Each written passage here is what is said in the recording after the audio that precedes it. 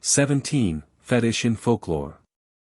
The telling of folklore tales amounts, with the African Negro, almost to a passion. By day, both men and women have their manual occupations, or, even if idling, pass the time in sleep or gossip. But at night, particularly with moonlight, if there be on hand no dances, either of fetish worship or of mere amusement, some storyteller is asked to recite. All know the tales, but not all can recite them dramatically. The audience never wearies of repetition. The skillful storyteller in Africa occupies in the community the place filled in civilization by the actor or concert singer. This is true all over Africa. In any one region there are certain tales common to all the tribes in that region. But almost every tribe will have tales distinctive to it.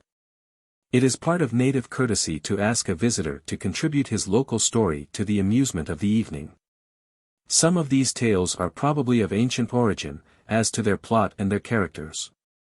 I am disposed to give the folklore of Africa a very ancient origin. Ethnology and philology trace the Bantu stream from the northeast, not by a straight line diagonally to the southwest, but the stream, starting with an infusion of Hamitic and perhaps Caucasian blood in the Nubian provinces, flowed south to the Cape, and then, turning on itself, flowed northwestward until it lost itself at the Bight of Benin. That blood gave to the Bantu features more delicate than those of the northern Guinea Negro. That stream, as it flowed, carried with it arts, thoughts, plants, and animals from the south of Egypt. The bellows used in every village smithy on the west coast is the same as is depicted on Egyptian monuments. The great personages mentioned as kings are probably semi-deified ancestors, or are even confounded with the Creator. It may not be only a coincidence that the ancient Egyptian word Ra exists in West Equatorial tribes, contracted from Rera equals my father, with its meaning of Lord, Master, Sir. In these tales the name Aramborakinda is used interchangeably with the divine name Aranyambi. But it is true that a doubt can be raised against the antiquity of some of the tales, in which are introduced words, e.g. canon, pistol, articles not known to the African until comparatively modern times. And in the case of a few, such as no. The origin is in all probability modern. In no. The reader at once turns in thought to Ali Baba and the 40 Thieves.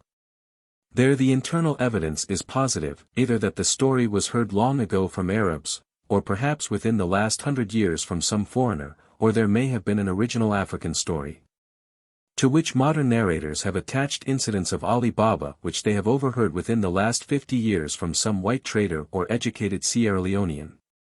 But it would not necessarily condemn a tale's claim to antiquity that it had in it modern words. Such words as gun, pistol, stairway, canvas, and others may be interpolations. It was probably true long ago, as is now the case, that narrators added to or changed words uttered by the characters. Where in the plot some modern weapon is named, long ago it was perhaps a spear, club, or bow and arrow.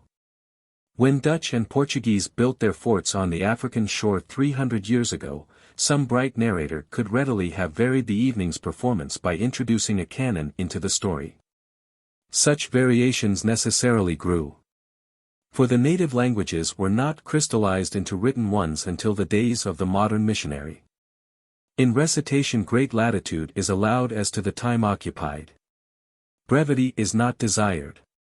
A story whose outline could be told in 10 minutes may be spread over 2 hours by a vivid use of the speaker's imagination in a minute description of details. A great deal of repetition, after the manner of, "This is the house that Jack built," is employed, that would be wearisome to a civilized audience, but is intensely enjoyed by the African, e.g. Where the plot calls for the doing of an act for several days in succession, we would say simply, "And the next day he did the same." But the native lover of folklore will repeat the same details in the same words for the second and third and even fourth day. In my reporting I have omitted this repetition. I have purposely used some native idioms in order to retain local color. African narrators use very short sentences. One of their daily recognized idioms finds its exact parallel in the speech of our own children. Listen to a civilized child's animated account of some act. They repeat. The native does so constantly. He is not satisfied, in telling the narrative of a journey, by saying curtly, I went. His form is, I went, there, etc. His dramatic acting keeps up the interest of the audience in the twice-told tale. I. Queen Ngwen Khond and her manja. A king, by name Aramborakinda, had many wives, but had no children at all. He was dissatisfied, and was always saying that he wanted children. So he went to a certain great wizard, named Aramarange, to get help for his trouble. Whenever anyone went on any business to Aramarange, before he had time to tell the wizard what he wanted, Aramarange would say, Have you come to have something wonderful done? On the visitor saying, Yes, Aramarange, as the first step in his preparations and to obtain all needed power, would jump into fire or do some other astonishing act. So, this day, he sprang into the fire, and came out unharmed and strong. Then he told Aramborakinda to tell his story of what had come for. The king said, Other people have children, but I have none. Make me a medicine that shall cause my women to bear children. Aramarange replied, Yes, I will fix you the medicine, and after I have made the mixture, you must require all of your women to eat of it. So the wizard fixed the medicine, and the king took it with him and went home. His queen's name was Ngwen Khond, and among his lesser wives and concubines were two quite young women who were friends, one of whom lived with the queen in her hut as her little manja, or handmaid. As soon as Aramborakinda arrived, he announced his possession of the medicine, and ordered all his women to come and eat of it. But Ngwen Khond was jealous of her young maid, and did not wish her to become a mother. So, early in the morning, she purposely sent the manja away to their Mpindi, plantation hut, on a made-up errand, so that she might not be present at the feast. At the appointed hour the king spread out the medicine, and called the women to come. They each came with a piece of plantain leaf as a plate, and assembled to eat, and Aramborakinda divided out the medicine among them. Then the other of the two young women remembered her friend the manja, and observed that she was absent. So she quickly tore off a piece of her plantain leaf, and divided on it a part of her own share of the medicine, and hid it by her, to keep it for the manja, so that she could have it on her return from the Mpindi. In the afternoon, when the manja returned, her friend gave her the portion of the medicine, and she ate it. Soon after this, all these women told Aramborakinda that they expected to become mothers. After a few months he announced to them that he was going away on a long trade journey and that he would not return until a stated time. He gave them directions that in the meanwhile they should leave his town and go to their parents' homes and stay there until his return. Now it happened that all these women had homes except the little manja. Her parents were dead, but she remembered the locality of their deserted village. So Aramborakinda left to go on his journey, and all the expectant mothers scattered to the homes of their parents, except the manja, who had to follow with the queen to her people's village. But soon after their arrival at Ngwen Khan's home, the latter began to treat her maid cruelly, and finally, in her severity, she said, Go away to your own home and sojourn there, the while that she knew very well that her manja had no home. Her thought and hope were that the manja would perish in the wilderness.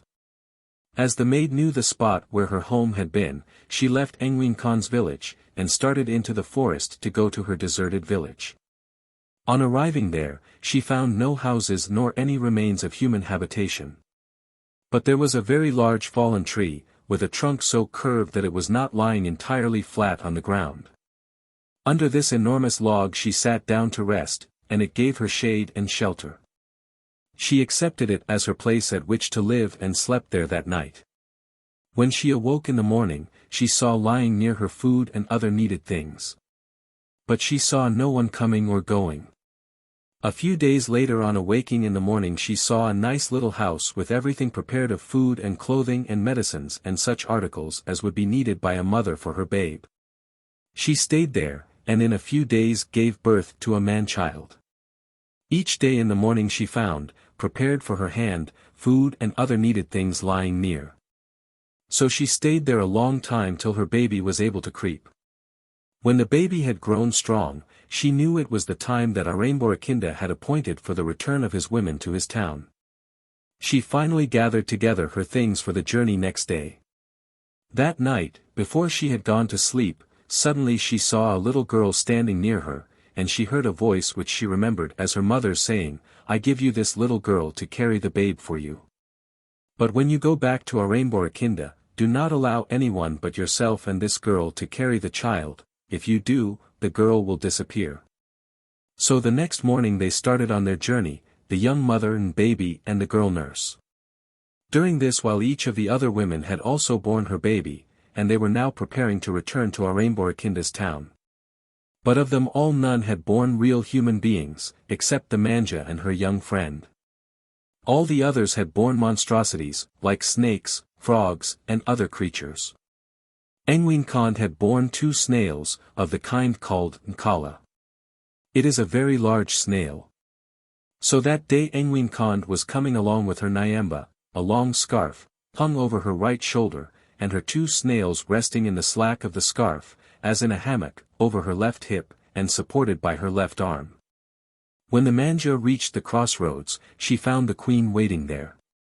Her object in waiting there was to know whether her maid was still in existence. On seeing the manja, Engween Khan pretended to be pleased and said, "Let me see the child you have borne," and she stepped forward to take the baby away from the little girl nurse. Manja, in her fear of her mistress and accustomed to submit to her, forgot to resist. Engween Khan saw that the babe was healthy and attractive, and she coveted it. She exclaimed, "Oh, what a nice child you have borne. Let me help you carry it." The moment she took the baby, the girl nurse disappeared. Engween Khan deposited the babe in her scarf, and gave the 2 snails to her manja, saying, "You carry this for me." She did this, intending to cause Aramborakinda to think that the baby was her own. She had no intention to return it to its real mother, and the manja did not dare to complain. So they went onward on their journey to the king's town. All the women, as they arrived there, saluted each other, "Mbolo. Ai. Mbolo. Ai," and each told her story and showed her baby. Then they all brought their babies to the king Aramborakinda, that the father might see his children. In the king's presence Engween Khan took out the baby boy from her scarf and placed it at her breast to nurse. But the child turned its bead away and would not nurse, and did nothing but cry and cry. Poor little manja did not dare to claim her own, and she took no interest in the snails to show them to the king. For a whole day there was confusion. The baby boy persisted in rejecting Engween Khan's breast and kept on crying, and the snails were moaning. Not knowing what to make of this trouble, Aramborakinda went again to Aramarange. The wizard laughed when he saw the king coming with this new trouble, for, by his magic power, he already knew all that had happened. "So," he says, "you have come with another trouble, eh?" And at once he jumps into the fire, and emerges clean and strong. Then the king informed the wizard what his difficulty was. And Aramarange told him, "This is a small thing. It does not need medicine. Go you and tell all your women each to cook some very nice food, then, sitting in a circle, each must put the nice food near her feet. All the babies must be put in a bunch together in the center, and you will see what will happen." So Aramborakinda went back to his town and told the women to follow these directions. They all did so, except the queen and her manja. The former did not put the baby boy in the bunch of the other babies, but retained him on her lap, and tried to make him eat of her nice food. But he only resisted, and kept on crying, and the manja, in her grief and hopelessness, had not prepared any nice food, only a pottage of greens, which she thought good enough for her present unhappiness. The king, seeing that the wizard's directions were not fully followed by the queen, compelled her to put the baby down in the company of the other creatures, and then he and all the mothers sat around watching what would happen. Soon all the children began to creep, each to its own mother. The 2 snails went to Engween Khan, and began to eat of her nice food. The little baby boy crept rapidly toward the manja, and began with satisfaction to eat of the poor food at its mother's feet. That was a revelation to the king and to all the other mothers. They were surprised and indignant that Ingwenkand had been trying to steal the baby from the manja. Aramborakinda deposed her from being queen. And the other women shouted derision at her, Ingwenkand. Oh! Oh oh oh, and drove her from the town. She went away in her shame, leaving the 2 snails behind, and never returned. And the king made the manja queen in her place. And the story ends. 2. The beautiful daughter. There was a married woman, a king's daughter, by name Maria, who was very beautiful.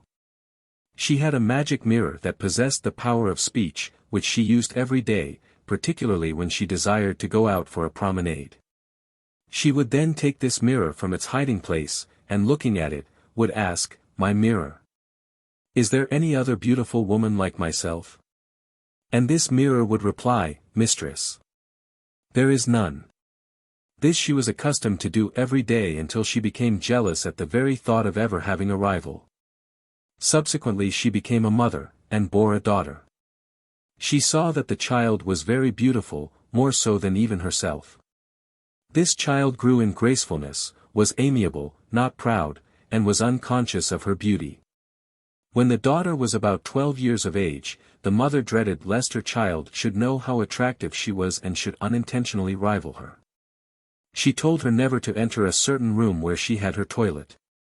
And the mother went on as formerly, looking into her mirror, and then going out to display her beauty. One day the daughter said to herself, "Ah! I'm tired of this prohibition." So she took the keys, and opened the door of the forbidden room. She looked around, but not observing anything especially noticeable, she went out again, locking the door. And the next day, the mother went in as usual, and then went out for her walk.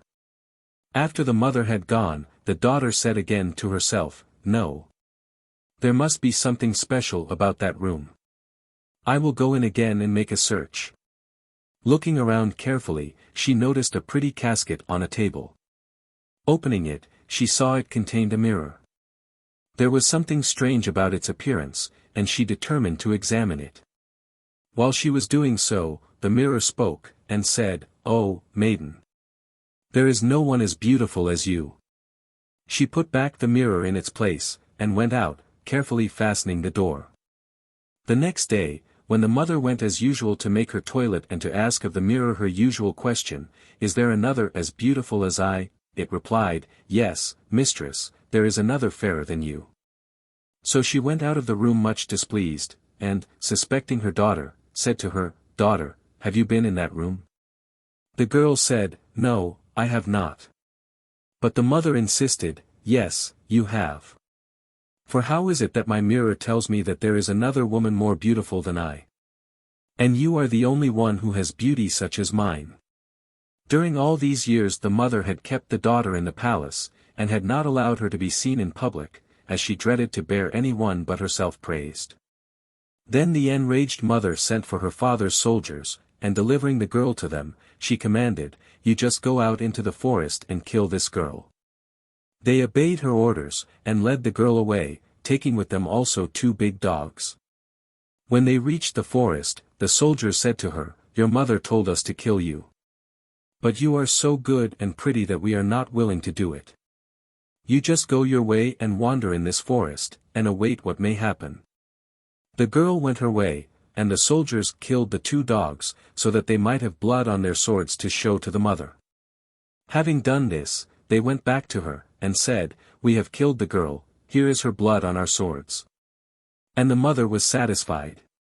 But in the forest the girl had gone on, wandering aimlessly, till she happened to reach what seemed a hamlet having only one house.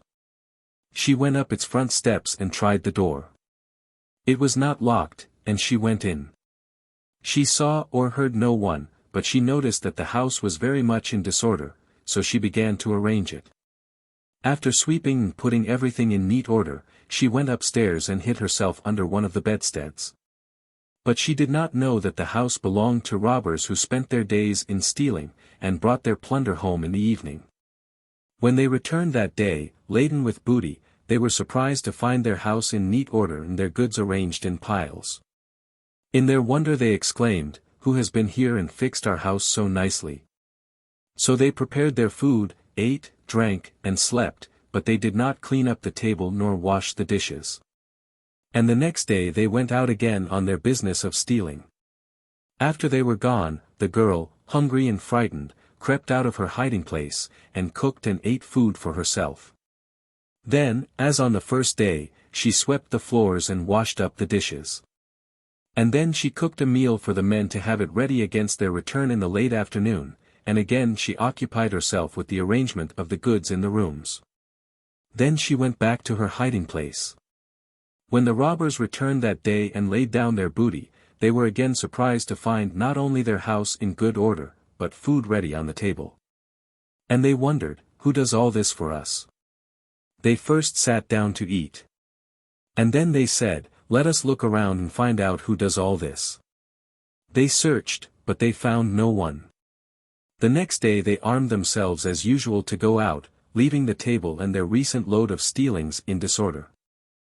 When they had gone, the girl again emerged from her hiding place, and, as before, cooked, ate, washed up, swept, arranged, and prepared the evening meal. Again the robbers, on their return, were still more astonished, as they exclaimed, "Whoever does this? If it is a woman, then we will take her as our sister. She shall take care of our house and our goods, but none of us shall marry her. But if it is a man, he must be compelled to join in our business." The next day, when they were all going out on their ways, they appointed one of their number to remain behind, hidden, who should watch, and thus they should know who had been helping them. When they had gone, the girl, ignorant that one had been left to watch, came out of her biding, and began to do as on the other days. When she went outdoors to the kitchen, kitchens here are all detached, to cook, the watcher came in sight.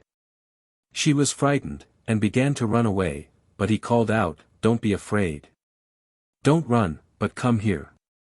"What are you afraid of? You are not doing anything bad, you have been doing us only good. Come here." She stood and said, "I was afraid you would kill me." He came to her, saying, "What a beautiful girl to look at. When did you come here, and who are you?" So she told him her story. And when she had finished all the housework, she sat down with this man to await the coming of the others. When the others came and saw the two, they said to him, "So you found her?" He replied only, "Yes." Looking on her, they exclaimed, "Oh, what a beautiful girl." To calm her excitement, they told her, "Do not be alarmed. You are to be our sister." So they took all their goods and put them in her care, and herself in charge of the house. Thus they lived for some time, they stealing, and she taking care for them. But one day, at the palace, the wicked mother began to have some uneasy doubts whether her soldiers had really obeyed her orders to kill her daughter, and thought, perhaps the child was not really killed. She had a familiar servant, an old woman, very friendly to her. To her she revealed her story, and said, "Please go out and spy in every town. Look whether you see a girl who is very beautiful, if so, she is my daughter.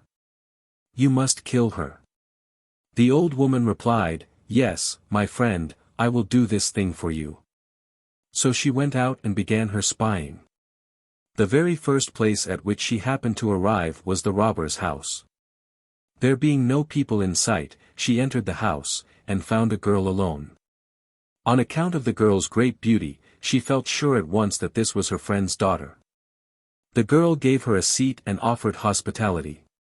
The old woman exclaimed, "Oh, what a nice-looking child. Who are you, and who is your mother?" The girl, not suspecting evil, told her story. Then the old woman said, "Your hair looks a little untidy. Come here, and let me fix it." The girl consented, and the old woman began to braid her hair. She had bitten in her sleeve a long sharpened nail. When she had completed the hairdressing, she thrust the nail deeply into the girl's head, who instantly fell down, apparently dead. Looking at the limp body, the old woman said to herself, "Good for that. I have done it for my friend."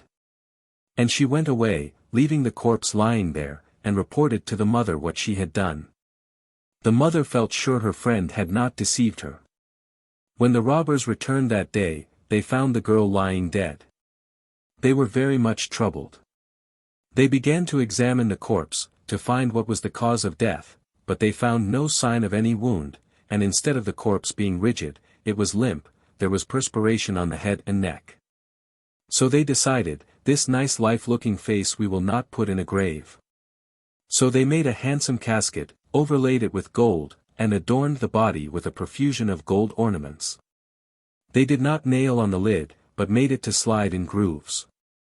Supposing the body liable to decay, they placed the coffin outdoors in the air, and to keep it out of the reach of any animals, they hung it by the halyards of their flagstaff.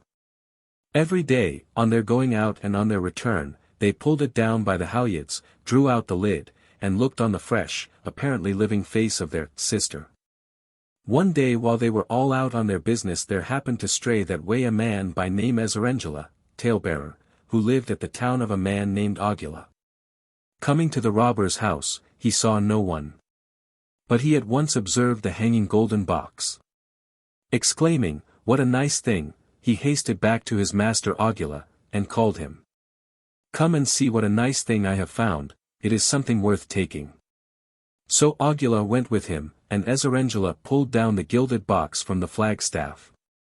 They did not enter the house, nor did they know anything of its character. And they carried away the box in baste, without looking at its contents, to Augula's, and put it in a small room in his house.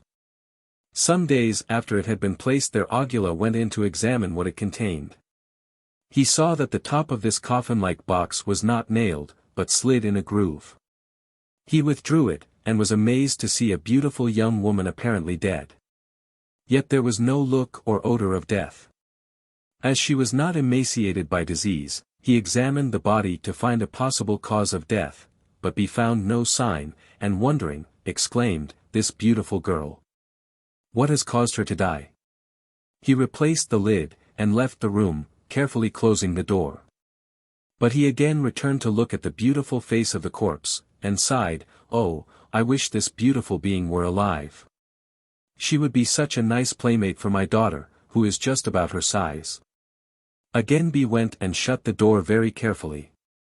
He told his daughter never to enter that room, and she said, "Yes," and he continued his daily visits there. After many days Augula's daughter became tired of seeing him enter while she was forbidden. So one day, when he was gone out of the house, she said to herself, "My father always forbids me this room, now I will go in and see what he has there." She entered, and saw only the gilded box, and exclaimed, "Oh, what a nice box. I'll just open it and see what is inside." She began to draw the lid out of its grooves, and a human head was revealed with a splendid mass of hair covered with gold ornaments. She withdrew the lid entirely, and saw the form of the young woman, and delightedly said, "A beautiful girl, with such nice hair, and covered with golden ornaments." She did not know why the girl seemed so unconscious, and began to say, "I wish she could speak to me, so we might be friends, because she is only a little larger than I." So she gave the stranger's salutation, "Mbolo. Mbolo." As no response was made, she protested, "Oh, I salute you, Mbolo, but you do not answer." She was disappointed, and slid back the cover, and went out of the room. Something about the door aroused the suspicions of her father on his return to the house, and he asked her, "Have you been inside that room?" She answered, "No. You told me never to go there, and I have not gone." Next day Augula went out again, and his daughter thought she would have another look at the beautiful face. Entering the room, she again drew out the lid, and again she gave the salutation, "Mbolo." There was no response. Again she protested, "Oh, I speak to you, and you won't answer me." And then she added, "May I play with you, and fondle your head, and feel your hair? Perhaps you have lice for me to remove." One of the commonest of native African friendly services among both men and women. She began to feel through the hair with her fingers, and presently she touched something hard. Looking closely, she found it was the head of a nail. Astonished, she said, "Oh, she has a nail in her head. I'll try to pull it out." Instantly, on her doing so, the girl sneezed, opened her eyes, stared around, rose up in a sitting posture, and said, "Oh, I must have been sleeping a long time." The other asked, "You were only sleeping?" And the girl replied, "Yes." Then Augula's daughter saluted, "Bolo." And the girl responded, Bolo, and the other, I. Then the girl asked, "Where am I? What place is this?" The other said, "Why, you are in my father's house." "This is my father's house." And the girl asked, "But who or what brought me here?" Then Augula's daughter told her the whole story of Ezerengela's having found the gilded box. They at once conceived a great liking for each other, and started to be friends. They played and laughed and talked and embraced, and fondled each other. This they did for quite a while. Then the beautiful one was tired, and she said, "It is better that you put back the nail and let me sleep again." So the girl lay down in the box, the nail was inserted in her bead, and she instantly fell into unconsciousness. Augula's daughter slid back the lid, and went out of the room, carefully closing the door. She now lost all desire to go out of the house and play with her former companions. Her father observed this, and urged her to play and visit as she formerly had done. But she declined, making some excuses, and saying she had no wish to do so. All her interest lay in that room of the gilded box and beautiful girl.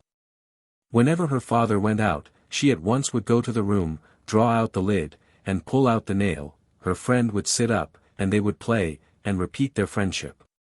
Augula's daughter, seeing that her friend's desire for sleep was weakness for want of food, daily brought her food. And the girl grew strong and well and happy. This was kept up many days without Augula knowing of it. But it happened one day, when the two girls were thus sitting in their friendship, they continued their playing conversation so long that Augula's daughter forgot the time of her father's return. And he suddenly entered the room, and was surprised to see the two girls talking. She was frightened when she saw her father. But he was not angry, and quieted her, saying, "Do not be afraid. How is it that you have been able to bring this girl to life? What have you done?" She told her father all about it, especially of the nail. Then Augula sat down by the girl of the gilded box, and asked the story of her life. She told him all. Then he said, "As your mother is the kind of woman that sends people to kill, and I am chief in this place, I will investigate this matter tomorrow. I will call all the people of this region, and there will be an ozaza, palaver, in the morning. And you shall remain, for you are to be my wife." The next day all the countryside were called the wicked mother, the soldiers, the old woman, and everybody else, except the unknown robbers. The palaver was talked from point to point of the history, and, just at the last, this beautiful girl walked into the assemblage, accompanied by Augula's daughter. As soon as Maria saw her daughter enter, she started from her seat, looked at the old woman, and fiercely said to her, "Here is this girl again. Not dead yet. I thought you killed her." The old woman was amazed, but asserted, "Yes, and I did. I kept my promise to you." Then the girl sat down, and Augula bade her tell her entire story in the presence of all the people. So she told from the very beginning about the magic looking-glass, about the soldiers, about the robber's house, and on till the stay in Augula's house. Then all the people began to shout and deride and revile, and threaten Maria and the old woman.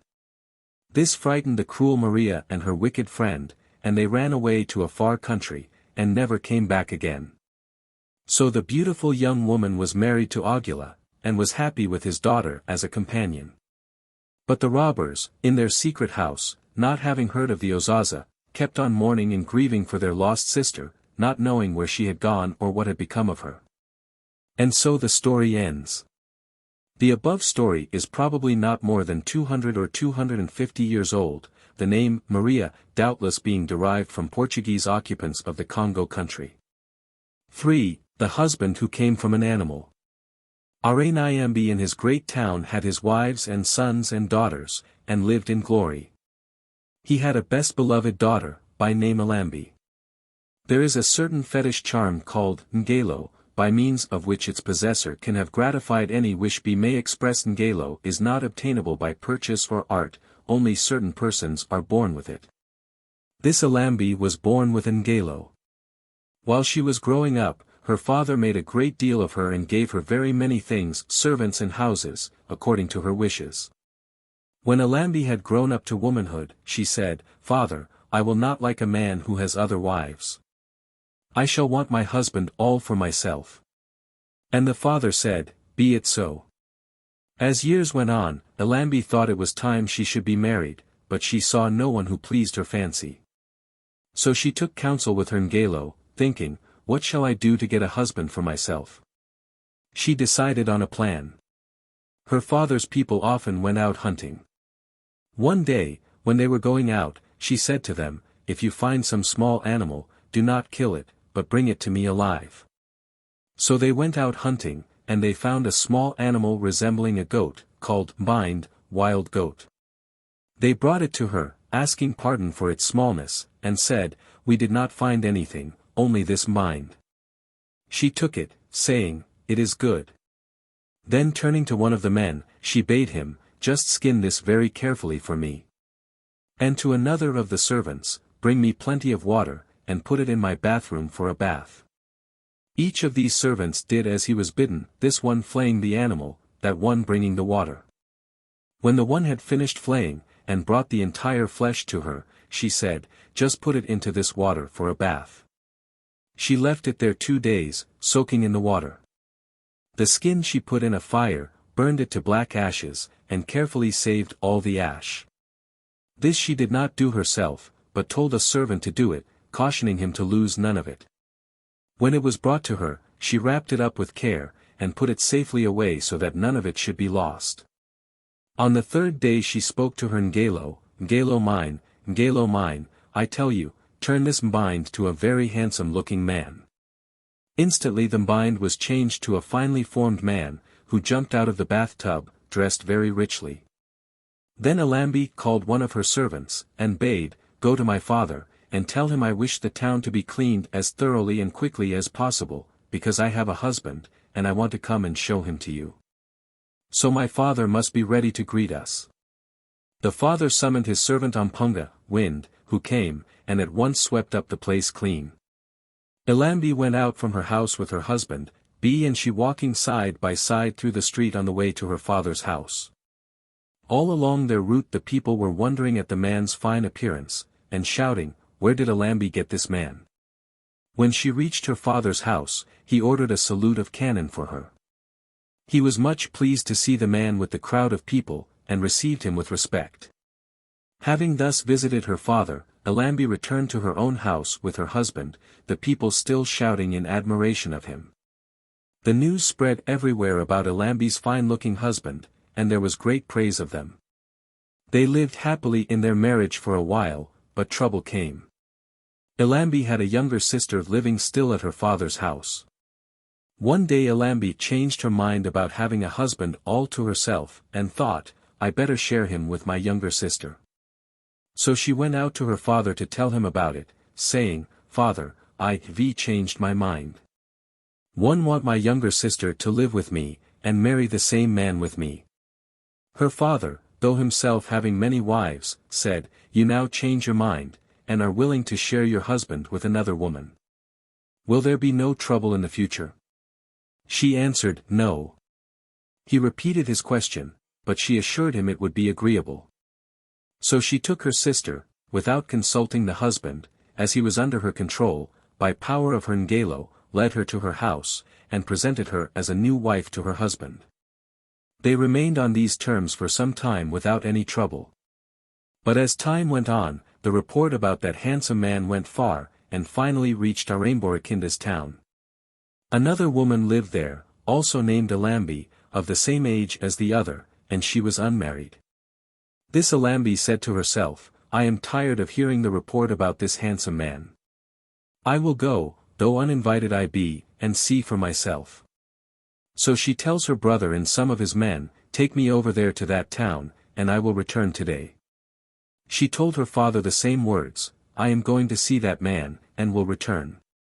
When this Allambi got to the other Allambi's house, the husband was out, but the wife received her with great hospitality.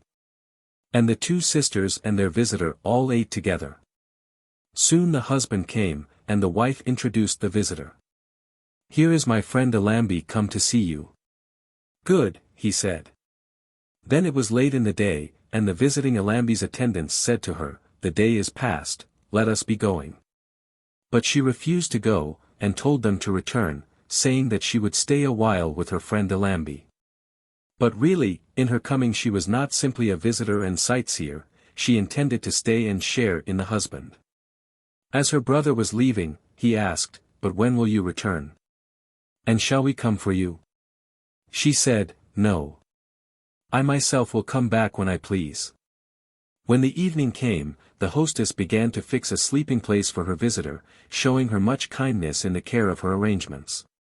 The second day the hostess observed something suspicious in the manner with which her husband regarded the visitor. He said to his wife, here is your friend. Speak to her for me. Are you willing to do that? She looked at him steadily, and slowly said, yes. So at evening she spoke of the matter to her visitor, who at once assented. When Alambi parted with her husband before retiring, she said to him, go with this new woman, but do not forget your and my morning custom. That was their habit of rising very early for a morning bath. He only said, yes. They all retired for the night. The next morning the hostess was up early as usual, and had her bath, and was out of her room, waiting. But the man was not up yet, nor were there any sounds of preparation in his room. So Alambi, after waiting a while, had to call to waken him. He woke, saying, oh, yes, I'm coming. The next day it was the same, he staying with the new Alambi and rising late in the morning. The fourth day his wife said to him, you have work to do, and you do not get up to do it till late. He was displeased at her fault-finding. When she saw that, she also was displeased. So when he went to the bathroom she followed him there. On the way she had secretly taken with her the roll of black powder she had kept from the day of his creation. While he was bathing, she turned aside, without his noticing it, and opening the roll of the powder, took out of it a little, and held it between her finger and thumb. While he was dressing, she came near, stooped down, and rubbed the powder on his feet. They suddenly turned to hoofs. He began stamping his hoofs on the floor, surprised, and saying, wife, what is this? She said, it is nothing. You have finished dressing. Go out. He began to plead, she relented, and by her Ngelo's power changed the hoofs back to feet. They both went out of the room and had their breakfast, and that day passed. But at night he again abandoned his wife for the new Alambi, and next morning he was up later even than on the previous days. He had to be called several times before he would awake. He began to grumble and scold, can't a person be left to sleep as long as he desires? And when he and the new Alambi came from that bedroom, she joined in the man's displeasure at his having been disturbed. He went for his bath. The wife followed, and used the powder as she had done the day before, turning his feet to hoofs. He begged and pleaded. She again forgave him, and fixed the feet again. And they too came out of the bathroom and had their breakfast as usual. He went to his work, and the day wore on. At night he again deserted his wife.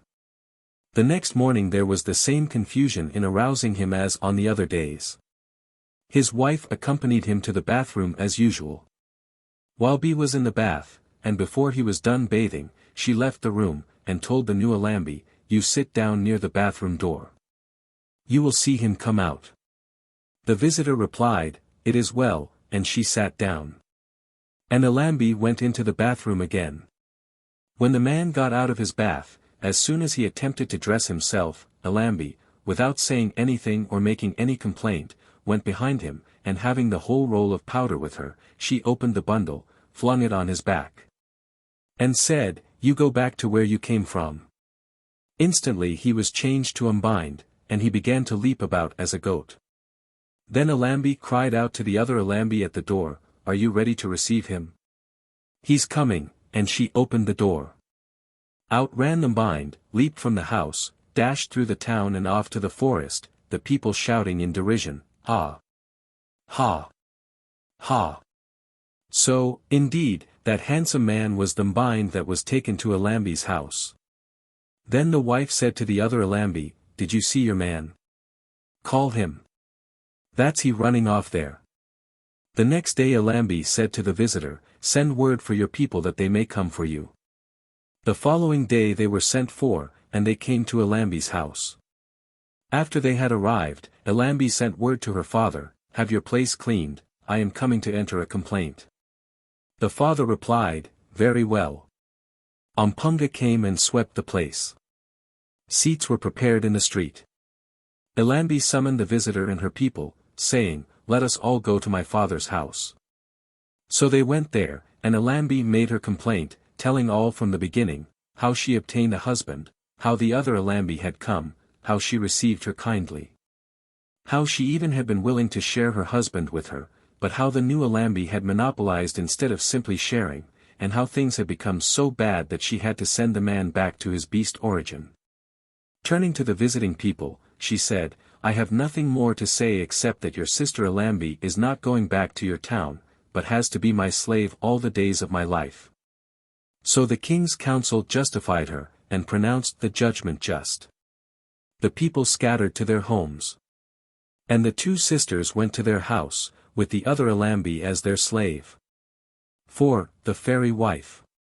In his great town, King Aramborakinda, or Aranyambi, lived in glory with all his wives and sons and daughters. Some of his great and favored sons had large business and great wealth. But there was one of the sons, named Nkum, whose mother was not a favorite wife of the king, so this Nkum was poor. Everything went against him, and his life was quite miserable, only, he had a gun, and he knew how to shoot, that was all. So he thought, "I'm tired of this kind of life. I better leave and go off by myself." He gathered together the few things that belonged to him, a few plates and pots, and his gun and ammunition, and went away. He went far into the forest, and with his machete began to clear a little place for a camping ground, Olako. He fixed up his camp, and next morning went out hunting. When he began to feel hungry, he turned back to cook his food. On his return he had fresh meat with him, this he cooked, set it on the table, and ate. After eating, he cleared off the table, washed the dishes, brushed up the floor, and the new meat that was left he put on the orala, drying frame, for next day's use. So that day's work was done. Next day he again leaves the camp, and with his gun is off again to his hunting. At noon he comes back with his meat, antelope, or wild pig, or whatever it may be. He cooks his food, eats, and that day's work is done just as the day before. So he did many days. After each day's work he was so tired and felt so lonely he wished he had a mother or someone to do for him. Unknown to him, since he had come to that Olako, there was a woman named Alambi, who belonged to the Awiri, fairies, who secretly had observed all that he did. One day she thought to herself, "Oh, I am sorry for this man. I think that as I have the power I will turn myself into a human being and help him, for I do not like to see him suffer." So she said to herself, "Today I will cause Nkum to be unsuccessful, so that he shall kill only Ntori, a big forest rat, and I will bide myself in Tori." So Nkum hunted long and far that day, and saw nothing worthy of being shot. He was getting hungry, and murmured, "Ah! I have not been able to kill anything today." But presently he saw Ntori pass by, and he said, "Well, I'll have to take this small animal, Utori." He shot it, and took it with him to his camp.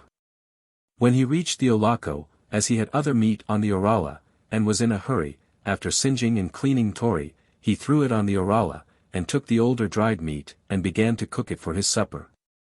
He went on with his usual day's work, as it took only a little while to arrange Ntori on the orala. Next day Bi went out as usual on his hunting journey. While he was away, and before Bi returned, Alambi had crept out of the head of Ntori. She brushed up the camp, and made everything neat and clean. She began to cook, taking meat from the drying frame. She cooked it very nicely, and ate part, her share, just enough to satisfy her appetite. Then she crept back into Ntori's head, as she knew Nkum must be about starting back. Late in the afternoon Nkum returned with some wild meat. He took down dried meat from the orala, leaving his fresh meat unattended to, for B was in a bury to cook, being hungry. He went to his little hut to get plate, kettle, and so forth. To his surprise, on the table was everything ready, food and plate and drink. He exclaimed, "What word is this? Where did this come from? Is this the work of my mother's spirit? She has pitied me and has come and done this. I wish I knew where she came from." This occurred during 3 successive days, just the same each day. Nkum was puzzled. He wanted to find out, and decided to go to the great prophet, Aramarange. The prophet saw him coming and greeted him, "Sail. Hail, my son, sail." "Bolo," replied Nkum. Aramarange continued, "What did you come for? What are you doing?" "I come for you to make medicine, that you may prophesy for me about a matter I want to find out." Aramarange said, "Child, I am old, and do not do such things now. I have given the power to Audiobooks, so called because his body was all covered by a disease of pimples." "Well, where shall I go to him?" The prophet replied, "He is not far." Nkum starts to go to Audiobooks, who presently sees him coming. As soon as Nkum reached him, Audiobooks said, "If you come to me for medicine, good, for that is my only business, but if for anything else, clear off." "Yes, that is what I came for." So Audiobooks began to kindle his big fire. Nkum was surprised, not knowing what was to be done with the fire. The next minute he sees Audiobooks throw himself into the flames. Nkum was startled and afraid, thinking, "Is this man going to kill himself for me?" The prophet rolled himself several times in the fire in order to get the power. Some of his pimples on his body burst in the flame. And he jumped out, ready with his power to do the medicine. He said, "Repeat your story, I am ready." Nkum told all his story, how he had worked for himself, and how for a few days past he had been helped by someone, and wanted to know who it was, if Audiobooks would please tell him. "That's a small matter for me." So the prophet told him, "You killed Ntori for yourself a few days ago, and this being is a woman who has come to be your wife, and has hidden herself in Ntori." "But," said Nkum, "how shall I be able to catch her, so that she shall be a real woman, for I do not see her?" "I'll let you know how. Go back and hunt all the same for 3 days. On the 4th day go out as usual, but do not go hunting.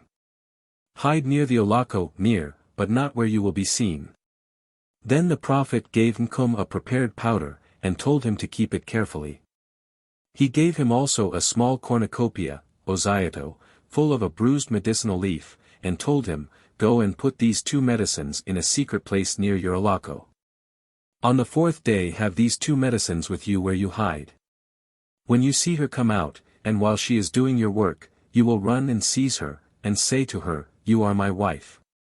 She will not understand your language, and will murmur and shake her bead and resist.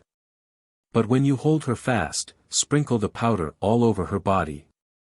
Then take the ozoto, and squeeze some of the juice in her nostrils, eyes, and mouth. She will begin to sneeze. Repeat the words, 'You are my wife, my wife.' Then she will understand you, and will yield." So Nkum took the medicines, and obeyed directions, hid the medicines and hunted the 3 days, his heart bursting with anxiety to get the days done that seemed so long. At last the 3 days were over and the 4th day came. Now the woman, by the power that was with her, knew all these things. She knew she would be caught that day. After Nkum had left in the morning with the medicines, had hidden himself, and was waiting for the hours to pass, the woman, hesitating on her fate, did not come out quickly as on the other days. But finally Nkum saw the pieces of meat on the frames shake. And out of Ntori's head came a beautiful woman with clean soft skin. He could hardly restrain himself. She went on with all the usual work, cooking, and so forth. But that day she did not divide nor partake of the food, but put all of it on the table.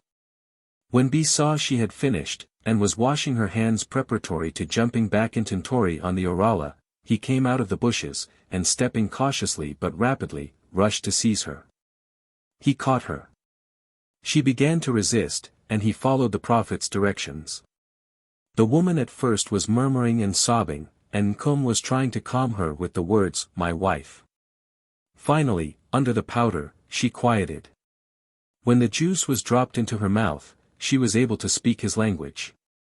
She told him all her story, how she had pitied him, and had entered into Tory, and everything else. "But," she said, "there is one more thing I must tell you.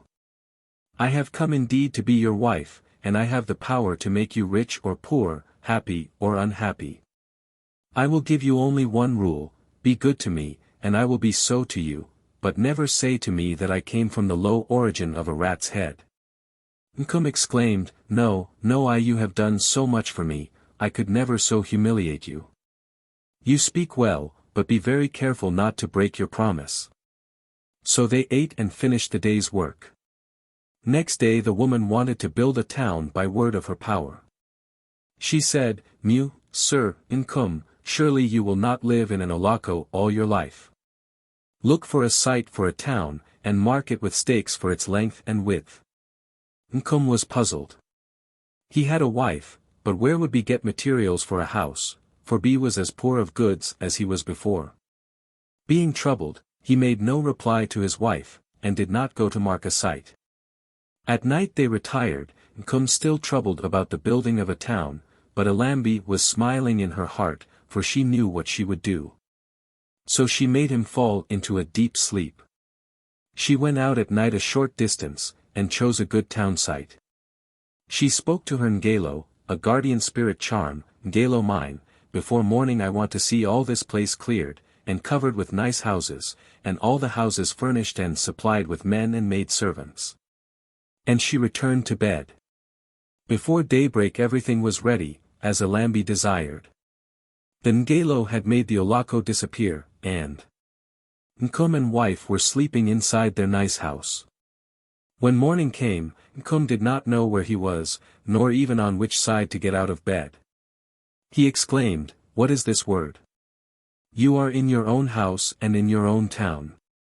So both went out to inspect their town and their servants.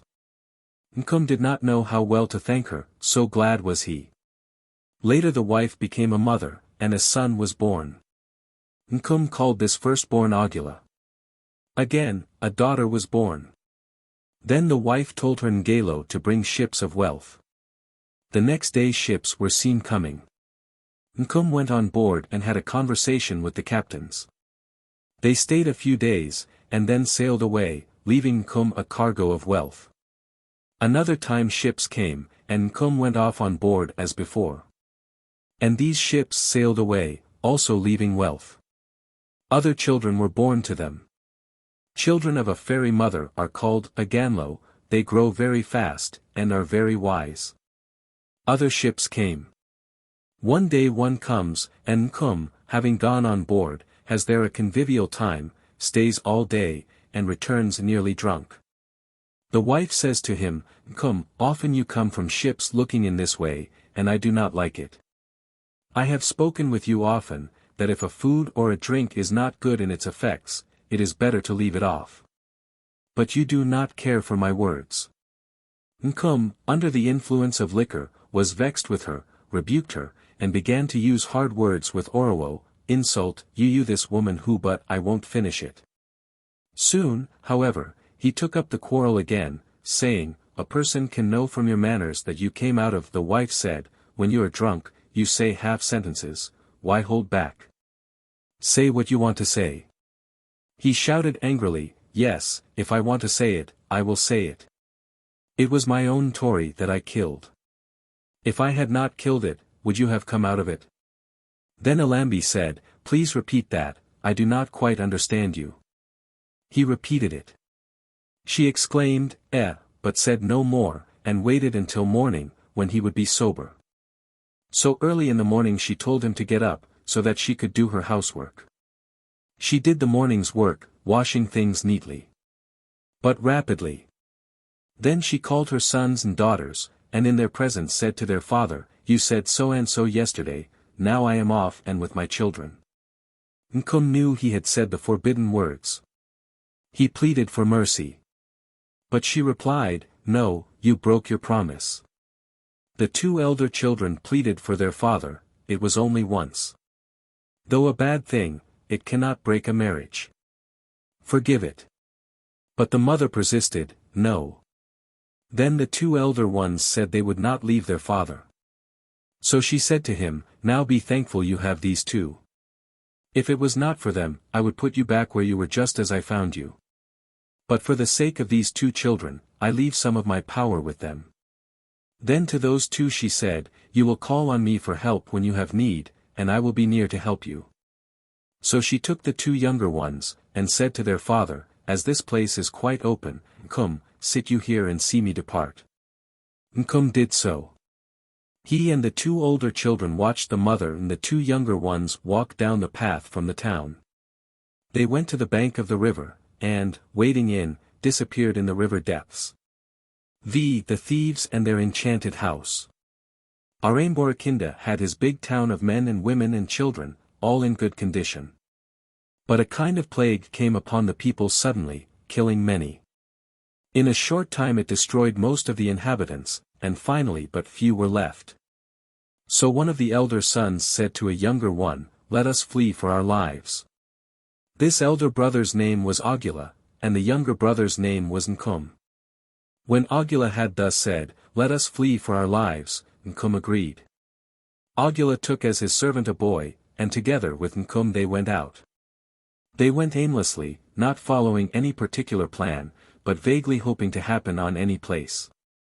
They went, wandering on, till they came to a small hut, almost too miserable for a dwelling.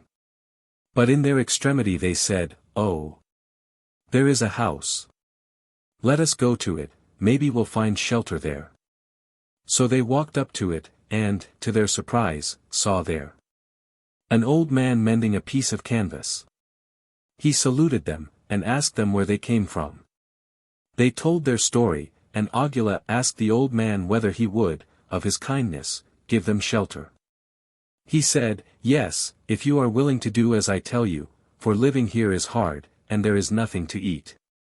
I have to cut firewood and carry it to the city, Osenge, far away, and sell it there. That city belongs to a big merchant." Augula said, "Yes, we are willing." So the next day Augula himself and Nkum and their servant set themselves ready for work. After they had cut their firewood, they asked the old man the way to the city. He directed them. They went, sold their firewood, and brought food.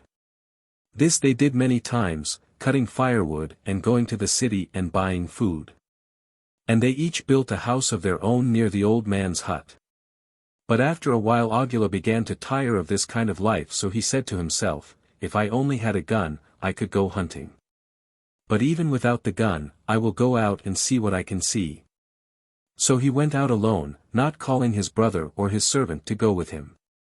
He went and went, on, for a half-day's journey, till he happened to come to a large house built in a very strange style, having no door at its side and with a flat roof. The place looked clean, as if kept in order by people. He approached cautiously, but looking around, he saw no one at all. He said to himself, "Who owns this place?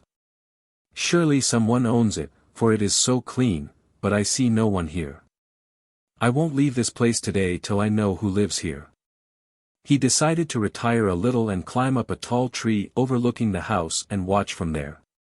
He was very hungry, having had no food that day, but he still decided to wait and see what was about the house. After he had been up the tree a long while, late in the afternoon he saw a number of men coming. He saw one of them climb up the side of the house to the roof, where was a trapdoor. All of the men had bundles of goods. The first one who had climbed to the roof spoke a few words to the door as he stood before it, and the two parts of the door flew open of themselves. Then the other men climbed up with their bundles, and went into the house. All this Augula could see from his treetop. He said to himself, "Now I am hungry, and must go, for I have seen enough today. I see that this house is occupied, and by men, and how they enter, it is enough for today. He thought it time to move before any of the people should come out of the house. He came down rapidly, and went back to the little hut of the old man. When he got to his own house, his brother Nkum asked, "Where have you been all day?" Audula said, "I was tired of working, and took a walk to the forest, and missed my way." But he did not tell his brother the story of what he had seen. Audula then ate a little and went to bed, though it was not very late. He went thus soon to bed, for he wanted to go early next day to inspect the big house again. So, very, very early, before daylight, Audula was up and off, for he did not wish his brother to ask him where he was going. He remembered the way to the big house, and went directly there. He climbed his tree. He looked and saw that the door of the house was open. He waited a little while, and then saw the men climbing out of the door. Their leader was the last. He spoke a Kabbalistic word, pressed his foot on the threshold, as the two sides of the door folded together, and it was closed. After they had been gone quite a while, Audula thought he would try to enter the house, first seeking what was the way to open it. He said to himself, "I know they have goods there, for I have seen them carried in." So he descended from the tree, and going to the house, climbed up the side. When he got to the top, he searched for something by which the door could be opened.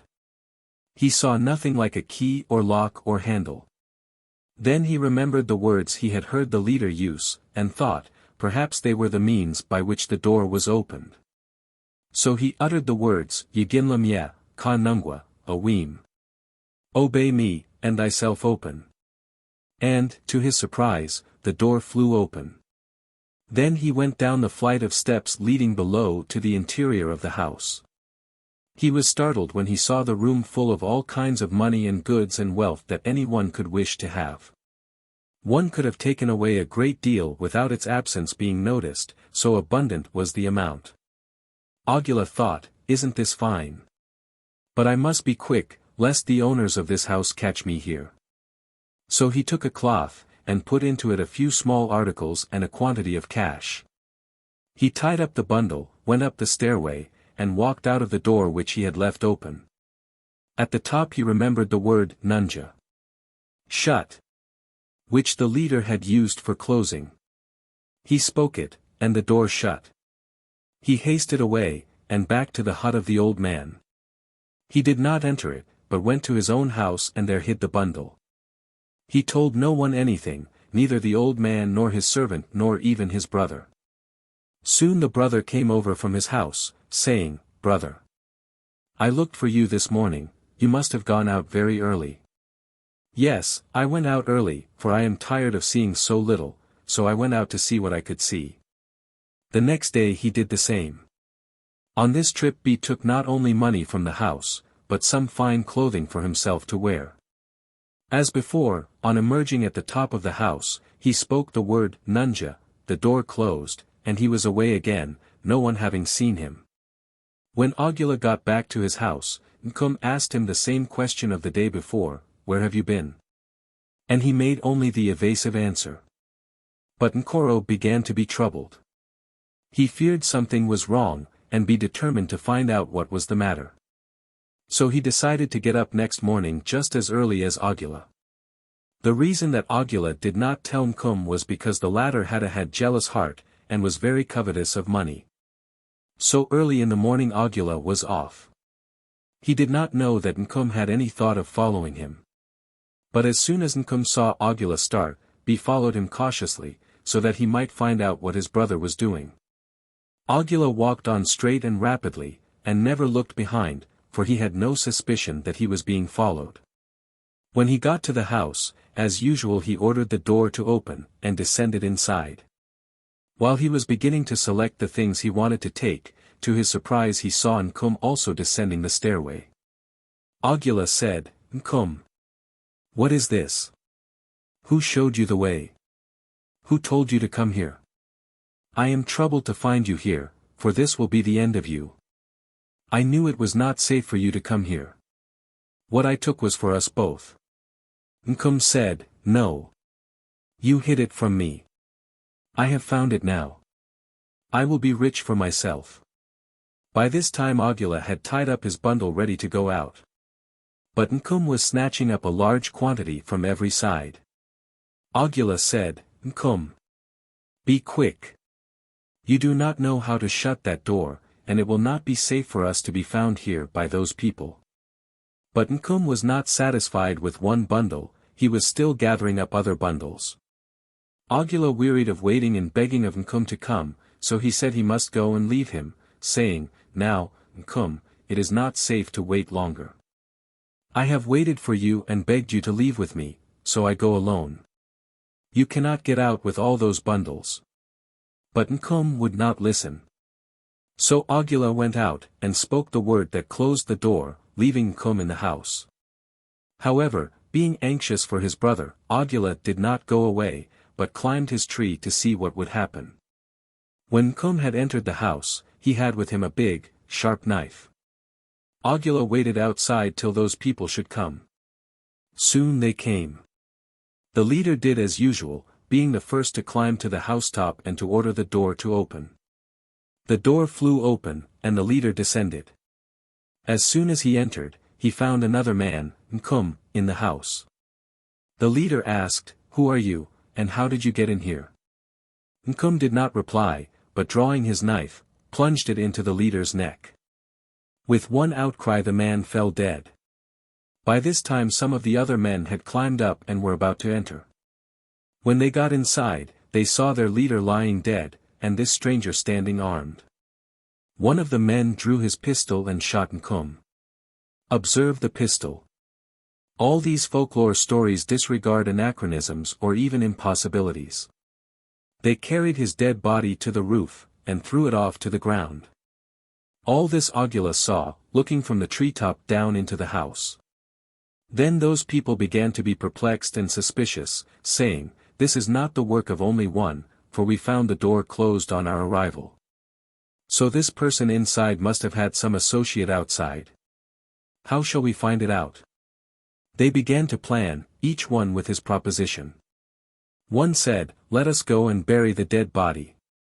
Another, Let us leave it and go on with our business, and if on our return the body is missing, that will be a proof that a partner has taken it. Then we will get on the track and find where the body was taken. And they agreed that he whose plan proved successful should be their new leader. So they closed the door, left Nkum's dead body lying, and went off on their usual business. After they had been gone quite a while, Audula came down quickly from the tree. He tried to carry the body of his brother without dragging it so as not to leave any sign of a trail. And he did not follow the path, but walked parallel with it among the bushes. He hid the body, and then went away to his house. He called his servant, telling him that Nkum was dead, and that he wanted him to come help bury the body. He did not call the old man, but only told him that his brother was dead. He and the servant went to the spot where he had left his brother's body. They carried it far into the forest, buried it, and then went back to their house. When the thieves came again to their house, they missed the dead body, so that part of their plan had proved true, and they said to the one who had proposed it, You were right. You are our leader. What is your next order?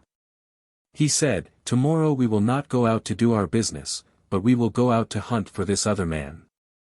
The next day they went, and scattering searched on all paths to see whether they would meet with some one or see some house. Some of them who were on a certain path came to the huts of the old man and Audula. The first person they saw was the old man sitting in his doorway. They stopped and saluted. They asked him a few questions, and then consulting together agreed to return to their house and come back next day, hoping to find out something from the old man. They went back to their house. Previous to this, from the time that Audula had been stealing goods he had built with his servant a little village of his own some distance from the old man's hut.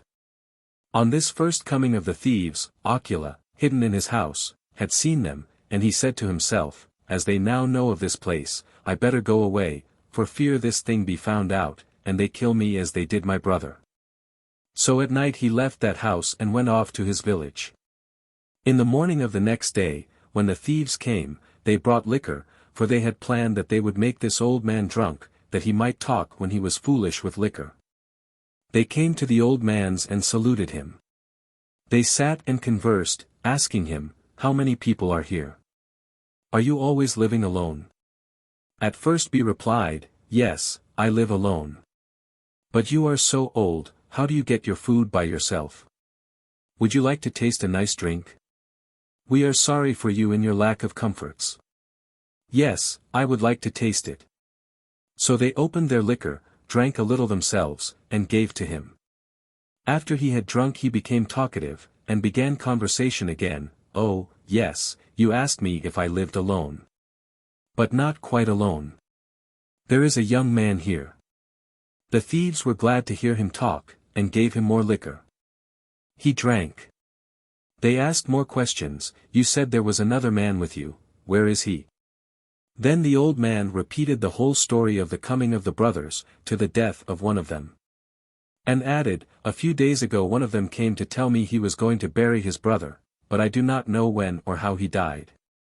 So they asked the old man, "You know where B was buried?" "No, but where is that living brother?" "Oh, he has just left me, and is gone to his new place not very far away. I have not been there, but you can easily find it." They consulted among themselves. "As this other man may hear of what we are about, we will go away today, disguise ourselves, and tomorrow seek for his place." So they all left. Next day 2 or 3 came disguised, and found Audula's new house in the afternoon. He did not recognize their faces. He welcomed them as strangers and treated them politely. They asked, "Is this your house? Do you live alone?" He answered straightly, but did not mention his brother. But they felt they had enough proof of who he was, and left. But before they left they had observed the number and location of the rooms and the shape of the house. In the house was a large public reception and sitting room, and from it were doors leading to the servants' room and to a little entry opening into Audula's room. The next day Audula and his servant were doing their work of refining the gum copal they had gathered for trade. It was being boiled in an enormous kettle. When this copal was melted, the kettle was set, with its boiling hot pitchy contents, in that little entry. In the afternoon came the whole company of thieves, all disguised. They said, "We have come to make your acquaintance, and to relieve your loneliness by an evening's amusement." Audula began to prepare them food. They sat at the food, eating and drinking, had conversation, and spent the evening laughing and playing. At night most of them pretended to be drunk and sleepy, and stretched themselves on the floor of the large room as if in sleep. Audula also had been drinking, and said he was tired and would go to bed. But his servant was sober. He saw what the men were doing, and suspected evil. He thought, "Ah! My master is drunk, and these people are strangers. What will happen?" So when the lights were put out and he was going to bed, he left open the door of the little entry and locked the door of his master's room. After midnight the thieves rose and consulted. "Let us go and kill him." They arose and trod softly toward Audula's room. Not quite sober, they missed the proper way, stepped through the open door of the little entry, and stumbled into the cauldron of copal. It was still hot, and stuck to their bodies like pitch. They were in agony, but did not dare to cry out.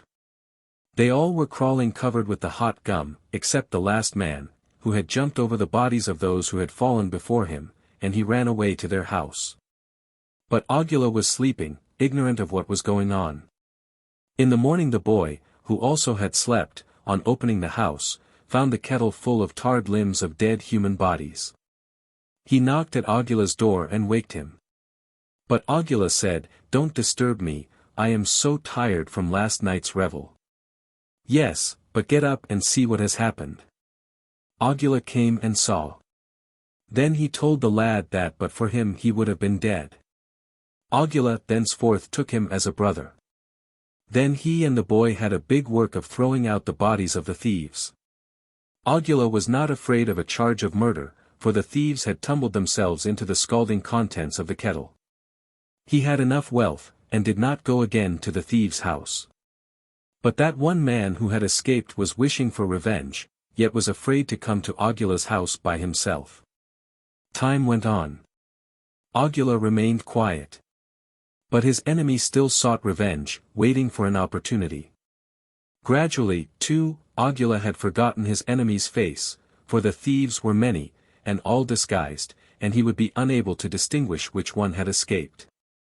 On a time it happened that this thief went far to another country, and while he was there, Augula also happened to journey to that very town. The lad had said, being now a young man, "May I go too?" "Yes, you may, for you are like a brother. You must go wherever I do." On the very second day in the town the two, Augula and the thief, met.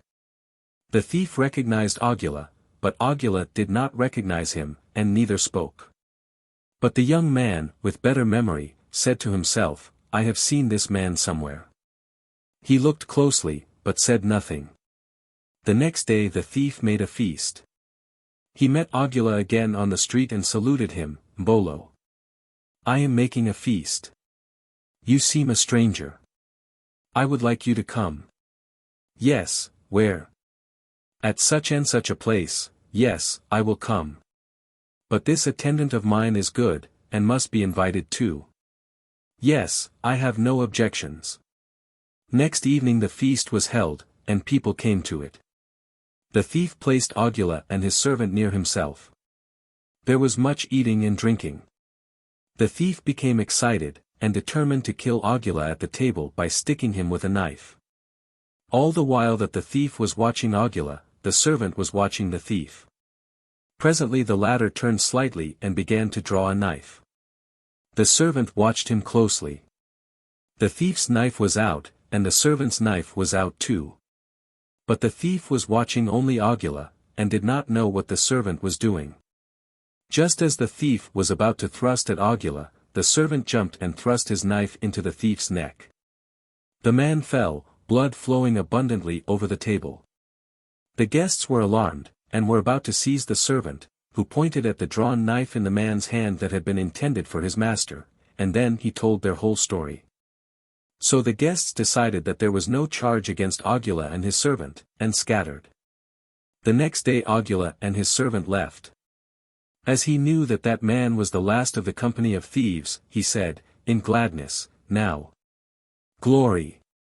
Then he thought, "All that wealth is mine, since this last one who tried to take my life is dead." As he had seen enough of the world by travel, he decided to stay in one place.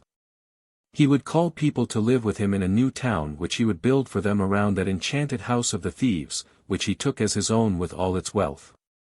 And he lived long in that house in great glory, with wife and children and retainers and slaves. 6. Bunga of the Five Faces. Aramborakinda lived in his town with his sons and daughters and his glory. One son was Nkum, and another Augula, whose full name was Augulakiva and Lingoenogenda, Augula who goes faster than water, but they were not of the same mother. Augula grew up without taking any wife. He became a great man, with knowledge of sorcery. One day his father said to him, "Augula, as you are a big man now, I think it is time for you to have a wife. I think you had better choose from one of my young wives." Augula replied, "No, I will get a wife in my own way."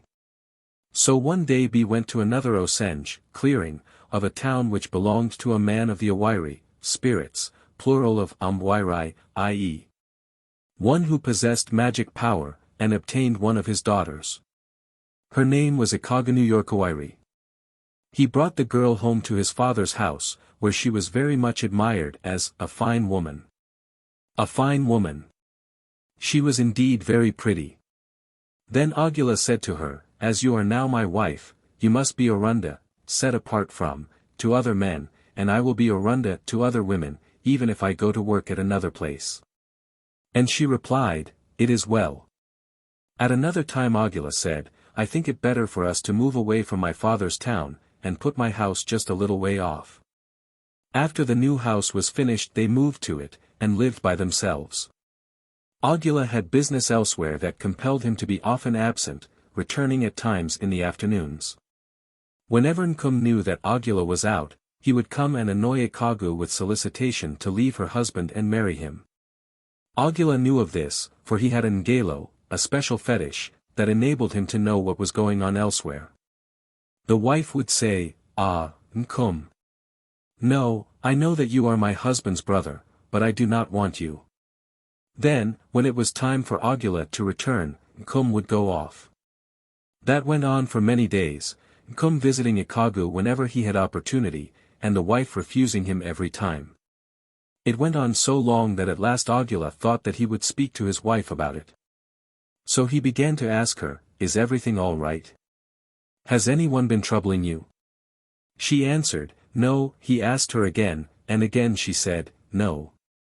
Thus it went on, Nkum coming, Augula asking questions, and the wife, unwilling to make trouble between the two brothers, denying. But one day the trouble that Nkum made the wife was so great that Augula, with the aid of his Ngelo, thought surely she would acknowledge. But she did not.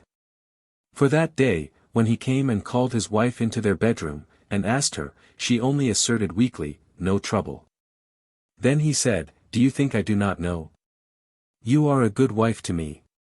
I know all that has passed between you and Nkum." And he added, "As Nkum is making you all this trouble, I will have to remove again far from my father's town, and go elsewhere."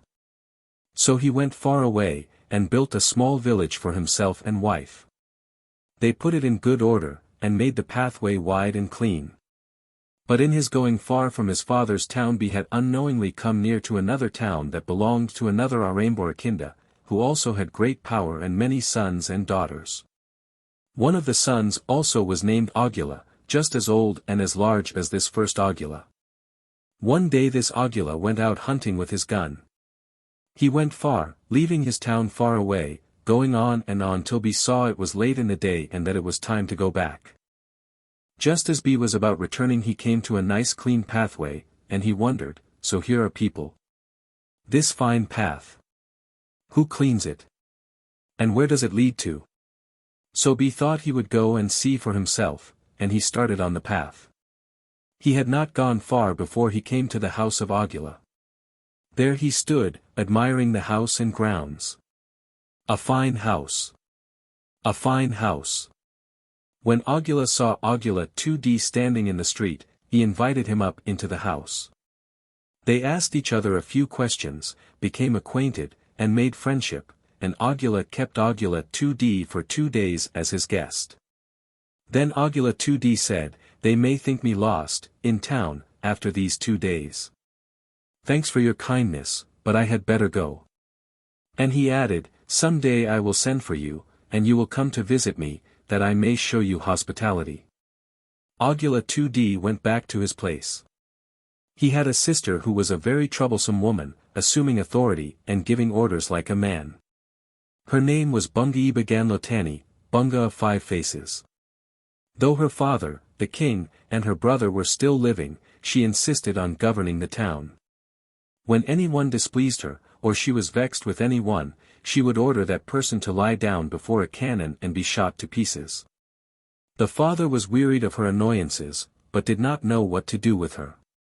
As Augula 2D had left word with Augula that B would invite him on another day, he did so. Augula accepted. But as the invitation was only to himself, he did not take his wife, but went by himself, and was welcomed and entertained. When it was late afternoon, he was about to go back, but Augula 2D said, "You were so kind to me, do not go back today. Stay with me." And Augula consented. In asking Augula to stay, Augula 2D thought, as his wife is not here, perhaps he will want another woman. "I have my sister here. But if I first offer her, it will be a shame, for he has not asked for any 1 inch, an actual native African custom, to give a guest a temporary wife, as one of the usual hospitalities. The custom is not resented by the women." All this while Augula had not seen the sister. When they were ready for the evening meal, Augula 2D thought it time to call his sister to see the guest. She fixed herself up finely, clean, and with ornaments. She came and sat in the house, and there were the usual salutations of Mbolo. Ai, Mbolo, and some conversation. While they were talking, Bunga had her face cast down with eyes to the ground. And when she lifted her eyes to look at Augula, her face changed. From the time she came in till mealtime, she made a succession of these changes of her face, thinking that Augula would be surprised, and would admire the changes, and expecting that he would ask her brother for her. She waited and waited. Augula saw all these 5 changes of her face, but was not attracted. They went to their food, and ate and finished. And they talked on till bedtime, but Augula had said nothing of love. Bunga was annoyed and disappointed. She went to her bed piqued and with resentful thoughts.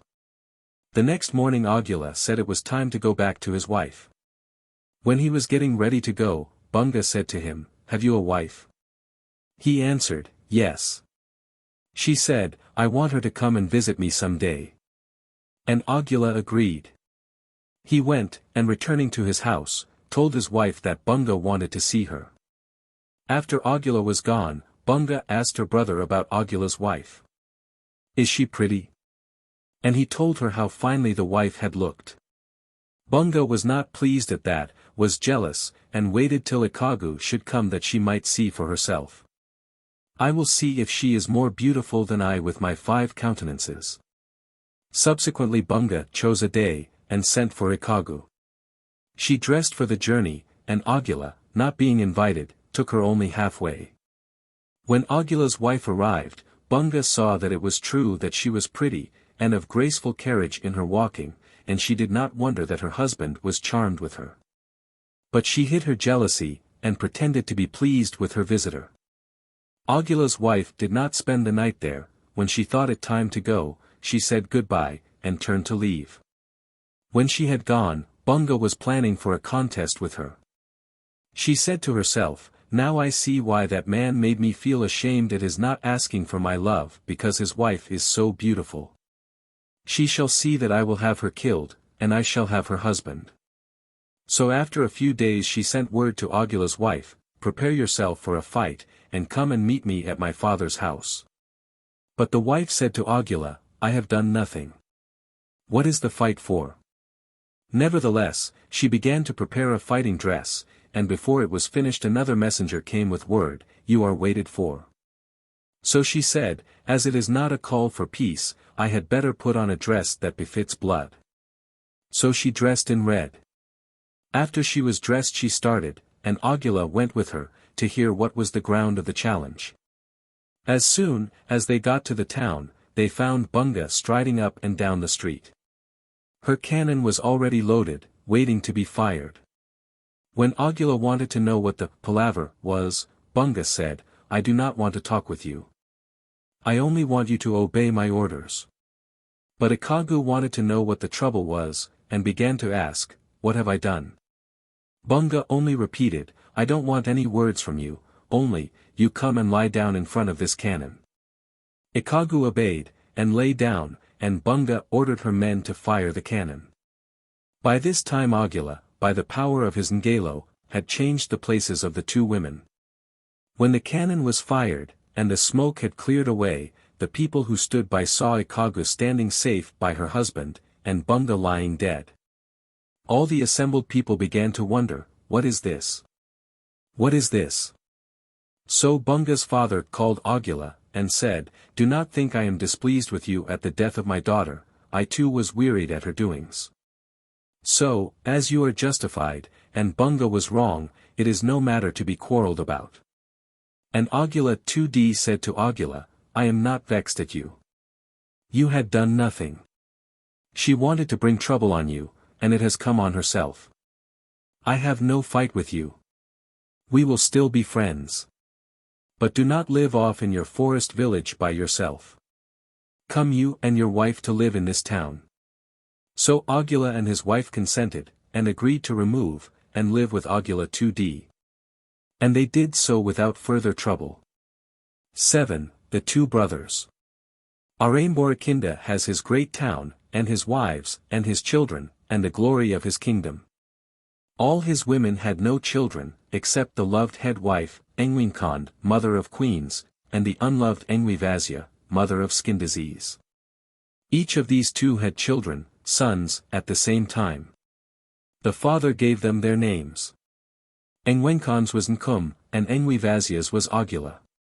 Again these 2 women became mothers. This time both of them had daughters. Engwine Khan's was named Ngwanga, and Engwivazia's was Alambi. A third time these two bore children, sons, on the same day. These two sons grew up without names till they began to talk, for the father had delayed to give them names. But one day he called them to announce to them their names.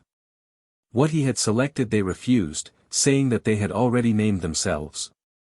Engwine Khan's child named himself Osongo, and Engwivazia's Obenji. And the father agreed. These two children grew and loved each other very much. No one would have thought that they belonged to different mothers, so great was the love they had for each other. They were always seen together, and always ate at the same place. When one happened to be out at mealtime, the other would not eat, and would begin to cry till the absent one returned. Both were handsome in form and feature. When Engwivazia's people beard about her nice-looking little boy, they sent word to her, "We have heard about your children, but we have not seen you for a long time. Come and visit us, and bring your youngest son, for we have beard of him and want to see him." So she went and asked permission of Aramborakinda, saying that she wanted to go and see her people. He was willing. Then she made herself ready to start. As soon as Osongo knew that his brother Obenji was going away, he began to cry at the thought of separation. He said, "I am not going to stay alone. I have to go too, for I am not willing to be separated from my brother." And Obenji said the same, "If Osongo does not go with us, then I will not go at all." Then Engwivazia thought to herself, "No, it will not do for me to take Osongo along with me, for his mother and I are not friendly." And she told Osongo that he must stay. But both the boys persisted, "No, we both must go." So Engwivazia said, "Well, let it be so. I will take care of Osongo as if he were my own son." And Aramborakinda and Engwine Khan were willing that Osongo should go. So they started and went, and when they reached the town of Engwivazia's family the people were very glad to receive them. She was very attentive to both the boys, watching them wherever they went, for they were the beloved sons of Aramborakinda. She was there at her people's town about 2 months. Then she told them that it was time to return home with the 2 boys. Her people assented, and began to load her and the boys with parting presents.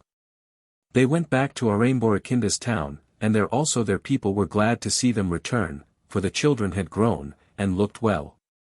The people, and even Aramborakinda, praised Engwivazia for having so well cared for the children, especially the one who was not her own.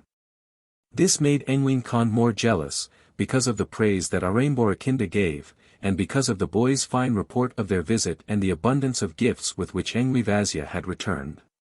So Engwine Khan made up her mind that some day she would do the same, that she might receive similar praise. She waited some time before she attempted to carry out her plan. By the time that she got ready to ask leave to go the boys had grown to be lads. One day she thought proper to ask Aramborakinda permission to go visiting with her son. Aramborakinda was willing, and she commenced her preparations. And again confusion came because of the 2 lads refusing to be separated. Osongo refused to go alone. But afterward he, knowing of his mother's jealous disposition, changed his mind, and said to Obenji, "No, I think you better stay." But Obenji refused, saying, "No, I have to go too." Osongo then told him the true reason for his objecting. "I said this because I know that my mother is not like yours, so please stay, I will be gone only 2 days, and will then come and meet you." But Obenji insisted, "If you go, I go." And Engwine Khan said, "Well, let it be so, I will take care of you both." So they went. When they reached the town of Engwine Khan's family, the people were glad to see them. She also was apparently kind and attentive to the lads for the first 2 days. On the 3rd day she began to think the care was troublesome. These lads are big enough to take care of themselves like men. She did indeed feel kindly toward Obenji, liking his looks, and she said to herself, "I think I will try to win his affections from his mother to myself." She tried to do so, but the lad was not influenced by her. When she noticed that he did not seem to care for her attentions, she was displeased, began to hate him, and made up her mind to kill him. All the days that the lads were there at the town they went out on excursions to the forest, hunting animals. As soon as they came back they would sit down together to chat and to eat sugar cane, with African children a substitute for candy. Engwine Khan knew of this habit. After she had decided to kill Obenji, on the next day she had the sugar cane ready for them. She rubbed poison on one of the stalks, and arranged that that very piece should be the first one that Obenji would take. He had taken only 2 bites, and was chewing, when he exclaimed, "Brother, I begin to feel giddy, and my eyes see double. Please give me some water quickly." Water was brought to him. He took a little of it. Others, spectators, became excited, and began to dash water over his face. But soon he fell down dead. Then Engwine Khan exclaimed to herself, "So I've been here only 5 days, and now the lad is dead. I don't care. Let him die." By this time Osongo had become greatly excited, crying out, and repeating over and over, "My brother. Oh, my brother. Oh, my same age." His mother said to him, "Tomorrow I will have him buried, and we will start back to our town." Osongo replied to her, "That shall not be. He shall not be buried here. We both came together, and though he is dead, we both will go back together." The next morning Osongo said to his mother, "I know that you are at the bottom of this trouble. You know something about it. You brought him. And now he is dead. I charge you with killing him." She only replied, "I know nothing of that. We will wait, and we shall know." They began to get ready for the return journey, and some of the people said, "Let a coffin be made, and the body be placed there." But Osongo said, "No, I don't want that, I have a hammock, and he shall be carried in it." So they prepared the hammock, and placed in it the dead body. As to Engwine Khan, Osongo had her arrested, and held as a prisoner, with her hands tied behind her, and he took a long whip with which to drive her. And they started on their journey. On the way Osongo was wailing a mourning song, and cursing his mother, and weeping, saying, "Oh, we both came together, and he is dead. Oh, my brother. Oh, my same age. Obenji gone. Osongo left. Oh, the children of one father. Osongo, who belongs to Engwine Khan, left, and Obenji, who belongs to Engwi Vazia, gone." And thus they went, repeating these impromptu words of his song, and weeping as he went. As they were going thus, while they were still only halfway on their route, a man, Ezerengela, talebearer, one of his father's servants, was out in the forest hunting. He heard the song. Listening, he said to himself, "Those words. What do they mean?" Listening still, he thought he recognized Osongo's voice, and understood that one was living and the other dead. So he ran ahead to carry the news to the town before the corpse should arrive there. When he reached the town, he first told his wife about it. She advised him, "If that is so, don't go and tell this bad news to the king, a servant like you should not be the bearer of ill news." But he still said, "No, but I'm going to tell the father." His wife insisted, "Do not do it. With those 2 beloved children, if the news be not true, the parents will make trouble for you." But Ezerengela started to tell, and by the time he had finished his story the company with the corpse were near enough for the people of the town to hear all the words of Osongo's song of mourning. Obenji's father and mother were so excited with grief that their people had to hold them fast as if they were prisoners, to prevent them injuring themselves. The funeral company all went up to the king's house, and laid down the body of his son. And Osongo's mother, still tied, was led into the house. The townspeople were all excited, shouting and weeping. Some began to give directions about the making of a fine coffin. But Osongo said, "No, I don't want him to be put into a coffin yet, because when my brother was alive we had many confidences and secrets, and now that he is dead, I have somewhat of a work to do before he is buried. Let the corpse wait a while." So he asked them all to leave the corpse alone while he went out of the town for a short time. Then he went away to the village of Aramarange, and said to him, I'm in great trouble, and indeed I need your help. The prophet replied, Child, I am too old, I am not making medicine now. Go to Ogulawayampasyavasya, and repeat your story to him, he will help you. Aramarange showed him the way to Ogulawayampasyavasya's place. He went, and had not gone far when he found it. Going to the magician, Osango said, I'm in trouble, and have come to you. As soon as he had said this, Ogulawayampasyavasya made his magic fire, and stepped into it. Osango was frightened, thinking, I've come to this man, and he is about to kill himself for me, and he ran away.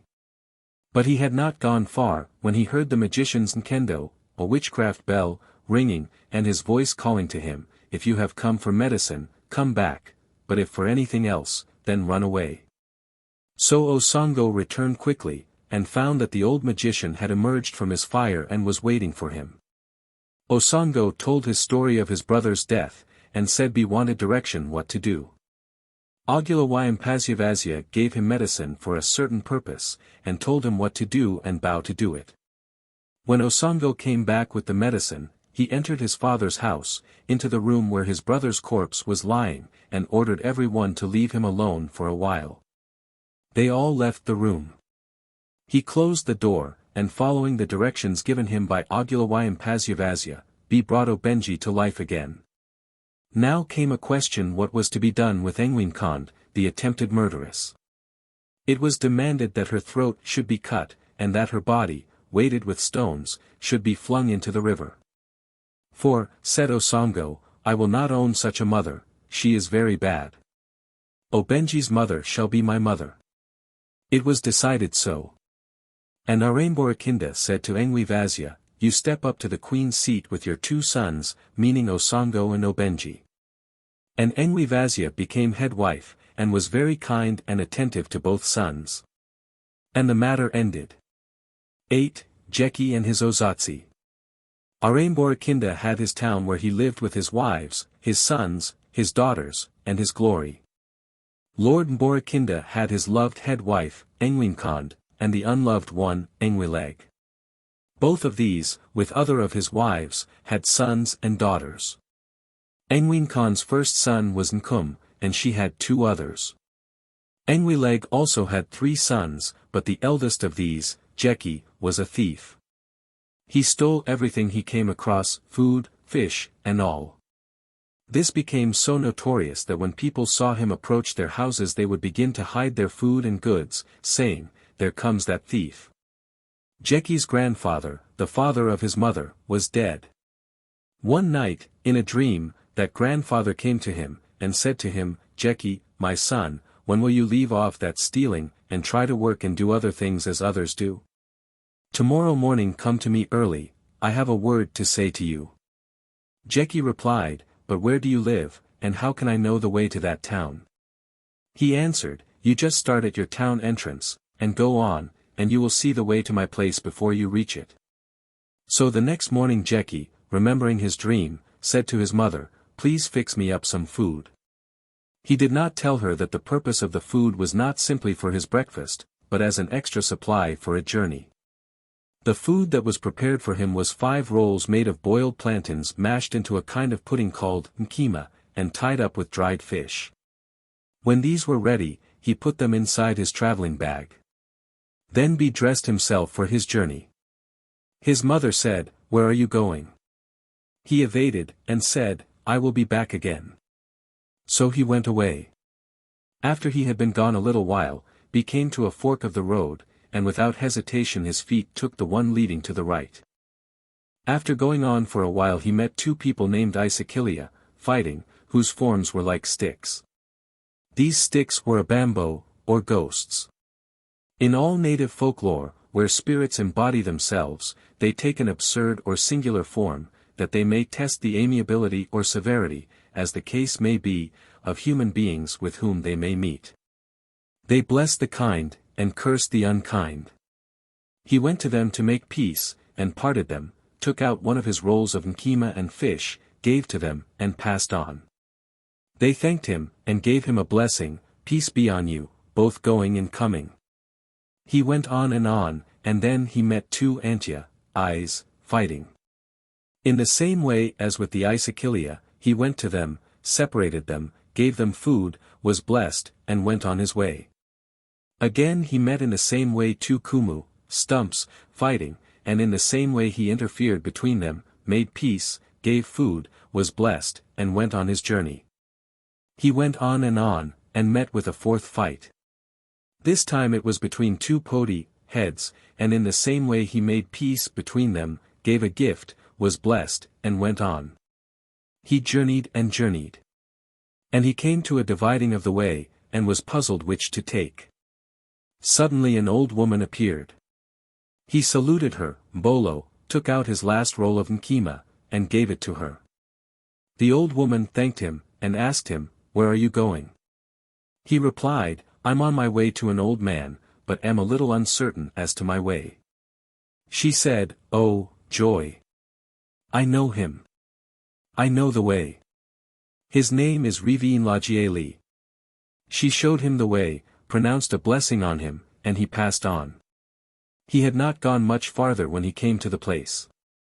When the old grandfather saw him, he greeted him, "Have you come, son?" He answered, "Yes." "Well," said the grandfather, "I just live here by myself, and do my work myself." And the old man made food for him. Then next day this grandfather began to have a talk with Jeki. He rebuked him for his habit of stealing. Jeki replied, "But, grandfather, what can I do? I have no work nor any money. Even if I try to leave off stealing, I cannot. I do not know what medicine will cause me to leave it off." Then said the grandfather, "Well, child, I will make the medicine for you before you go back to your mother." So Jeki remained a few days with his grandfather, and then said, "I wish to go back." The grandfather said, "Yes, but I have some little work for you to do before you leave." So Jeki said, "Good. Let me have the work." The grandfather gave him an axe, and told him to go and cut firewood sufficient to fill the small woodshed. Jeki did so, filling the shed in that one day. The regular occupation of the old man was the twisting of ropes for the lines of seines. So the next day he told Jeki to go and get the inner barks, whose fiber was used in his rope-making. Jeki went to the forest, gathered this material, and returned with it to the old man. The next day the grandfather said to Jeki, "Now I am ready to start you off on your journey." And he added, "As you gave as reasons for stealing that you had neither money nor the means of getting it, I will provide that."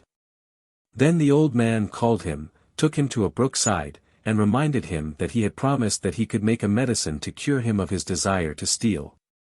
The grandfather began to cut open Jeki's chest, and took out his heart, washed it all clean, and put it back again. Then they went back to the grandfather's house. There gave Jeki an ozatsi, wooden pestle, and said, "Now, son, take this. This is your wealth. Everything that you wish, this will bring to you. Hold it up, express your wish, and we'll get it. But there is one orunda, taboo, connected with it. No one must pronounce the word salt in your hearing. You may see and use salt, but may not speak its name nor hear it spoken, for if you do things will turn out bad for you." But, the old man added, "If that happens, I will now tell you what to do." And he revealed to him a secret, and gave him full directions. When the grandfather had finished, he led him a short distance on the way, and returned to his house. He had not prepared any food for Jeki for the journey, for he with the ozatsi would himself be able to supply all his own wishes. Jeki goes on, and then exclaims doubtfully, "Ah, only this ozatsi is to furnish me with everything. I'm getting hungry, so, soon I'll try its power."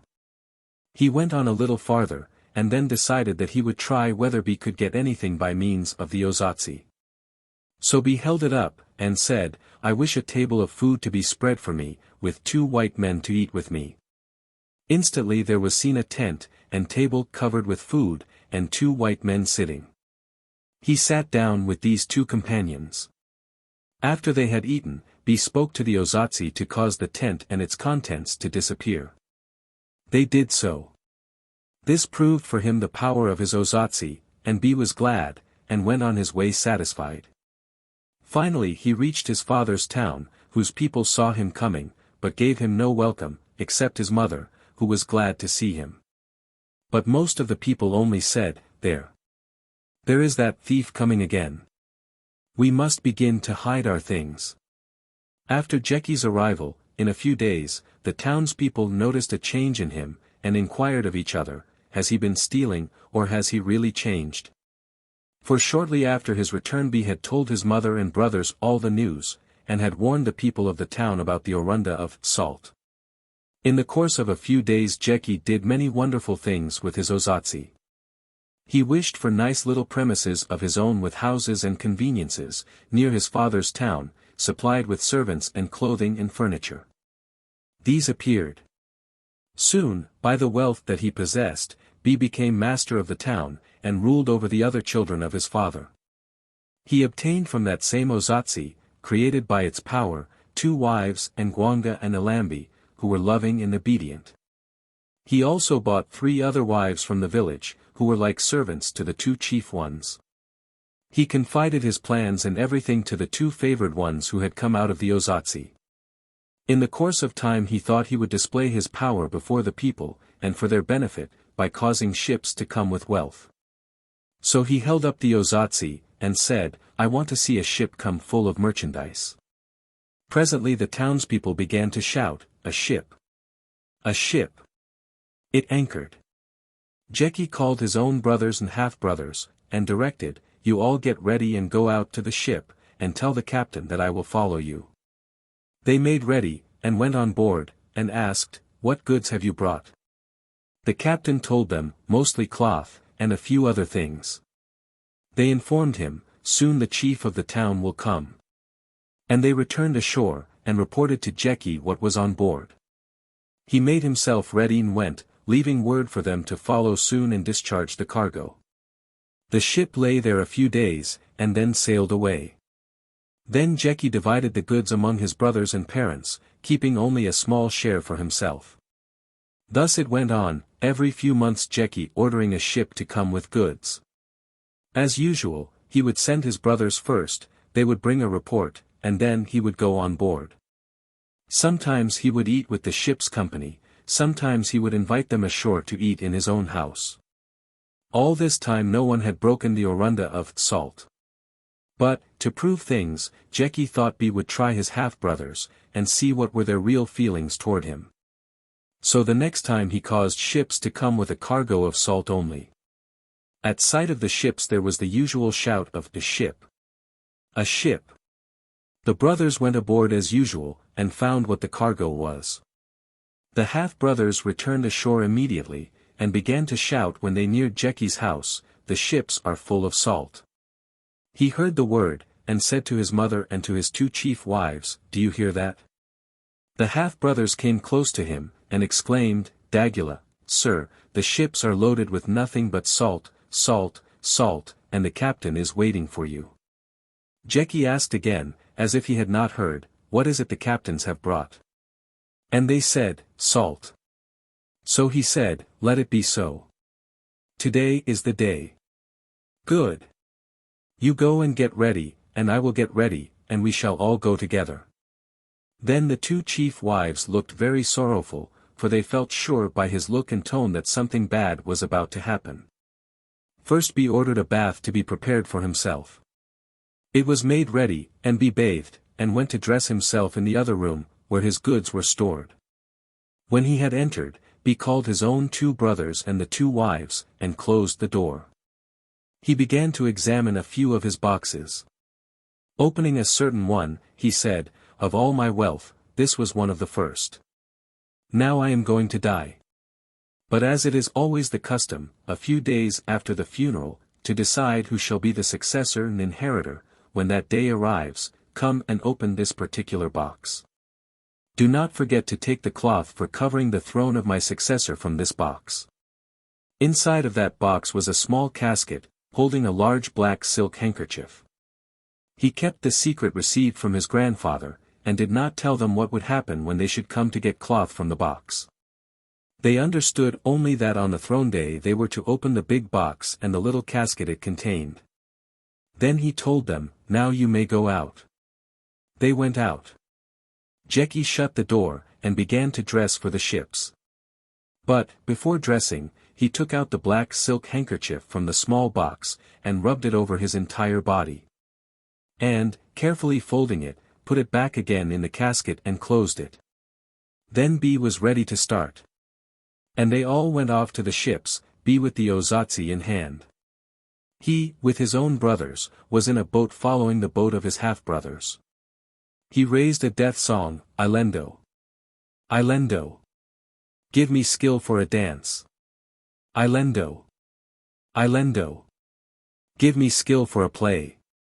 This he sang on the way, jumping from boat to boat.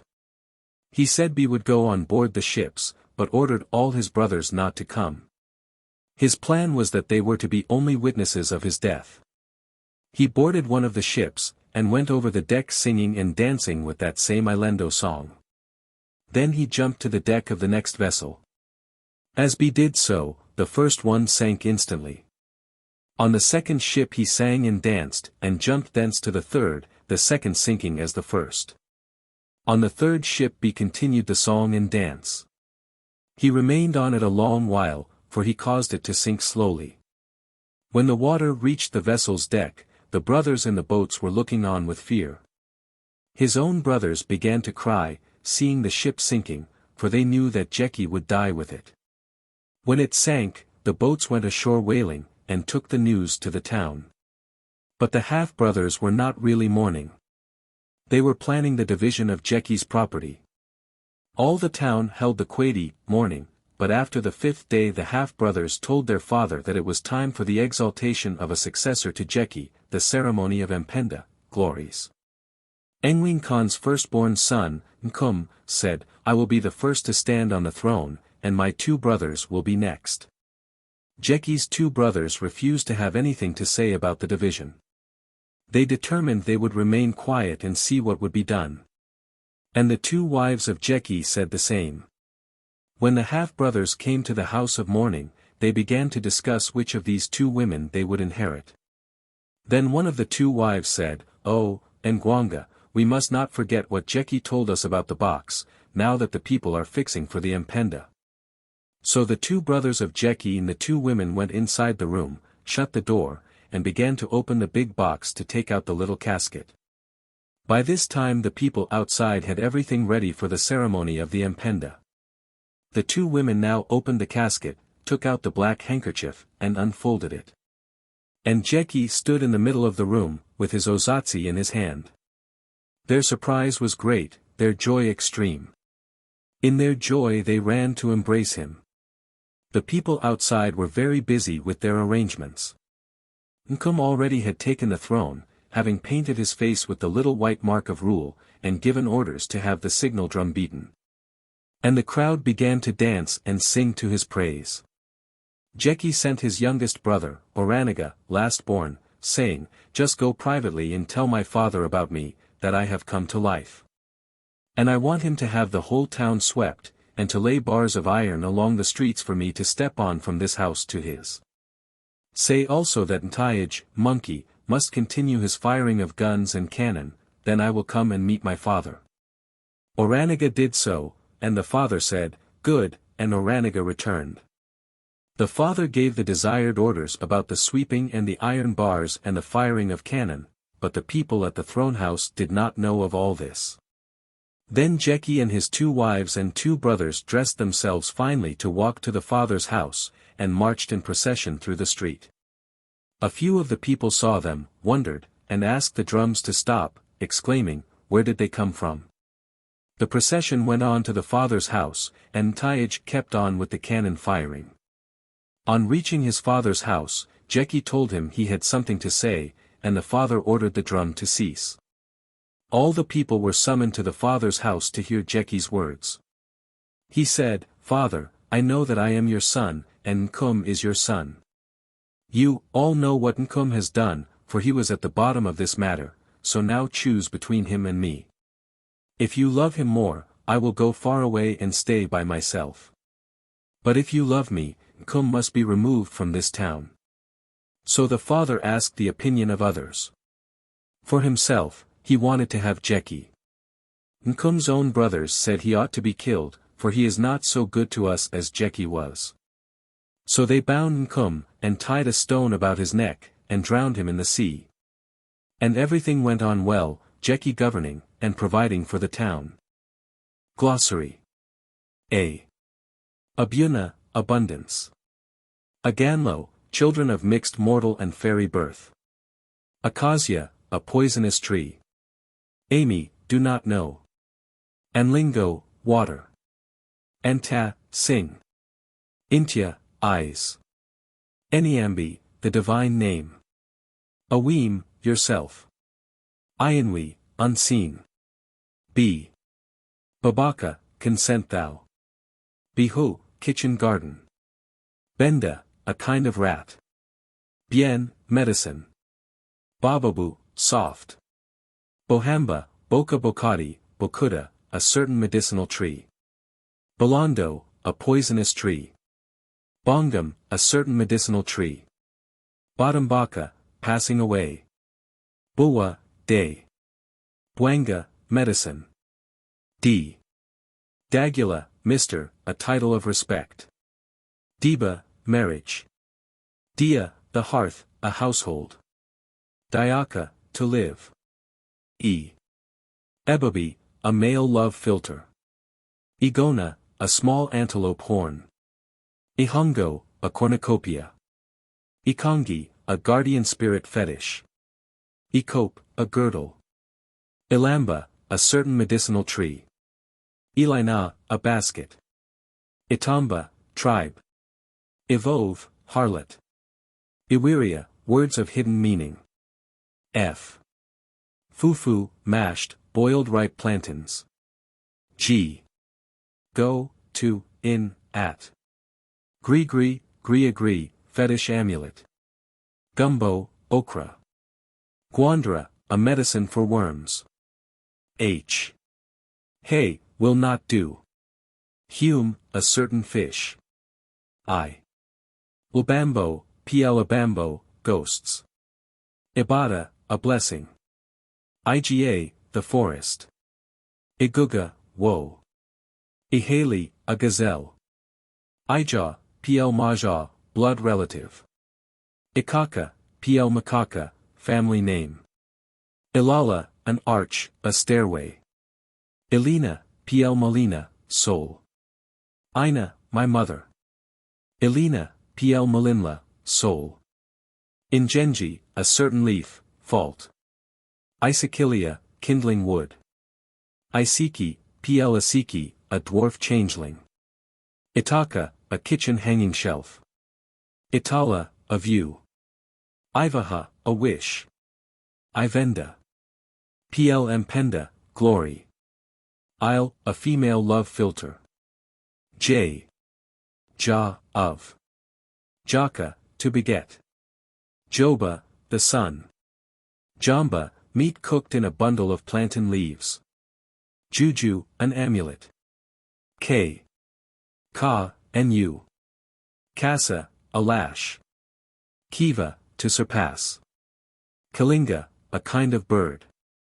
Kimbwambenj, native bark cloth. Kana, a kind of bird. Nakna, a large kind of bird. Koka, a large kind of bird. Combo, a superstitious ejaculation. Kond, queen. Kota, a certain tree. Kulu, a kind of spirit. Kumu, a stump. Quadi, time of morning. L. Lael, my father. M. Mabili, an east wind fetish. Mba, not I. Mbenda, ground nut. Mbi, I. Bind, a wild goat. Mbolo, gray hairs, a salutation.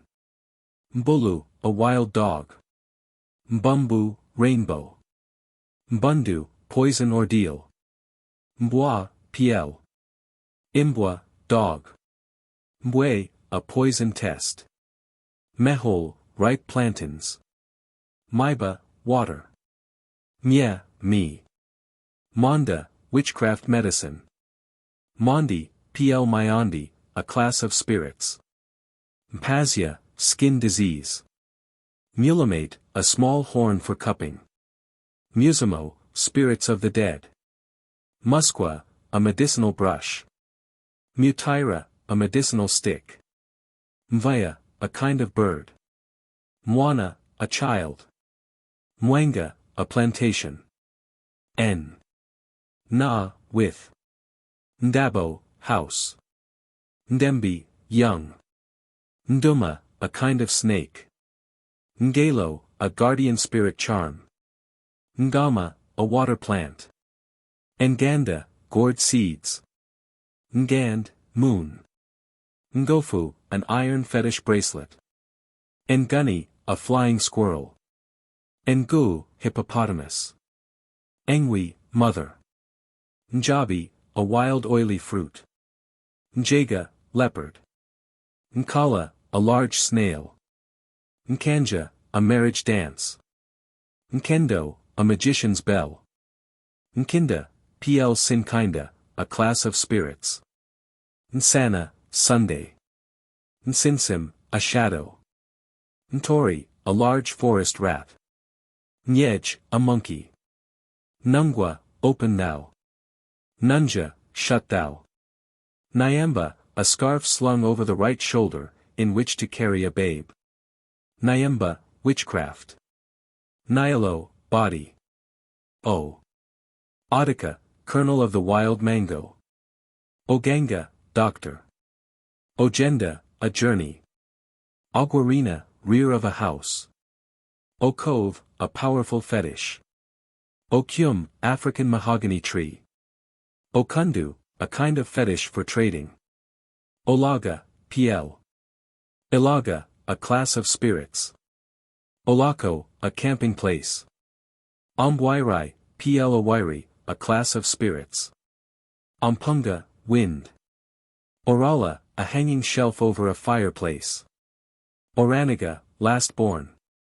Orowo, insult. Orega, the Njembi secret society drum. Orunda, a prohibition. Taboo. Osenj, a cleared place in the forest. Ovavi, pl Avavi, messenger. Owavi, pl Sajavi, a leaf. Oziazi, a pestle. Oziato, a cornucopia. P. Pala, my father. Pavo, a knife. Peak, ever. R. Rera, my father. S. Saba, Sabali, an oath. Sail, hail. T. Tamba, the womb. Tube, a certain leaf. Tuwaka, bless, spit. U. Udinj, a great person. Ukuku, pl Makuku, spirit, secret society. Aquila, a machete. Untianya, a medicinal bark. Unyongo, a medicine tree. Upuma, a period of 6 months. Utadu, old. Uvengwa, a phantom. V. Vea, fire. Y. Yaginla, imperative, hear thou. Yaka, a family fetish. The end.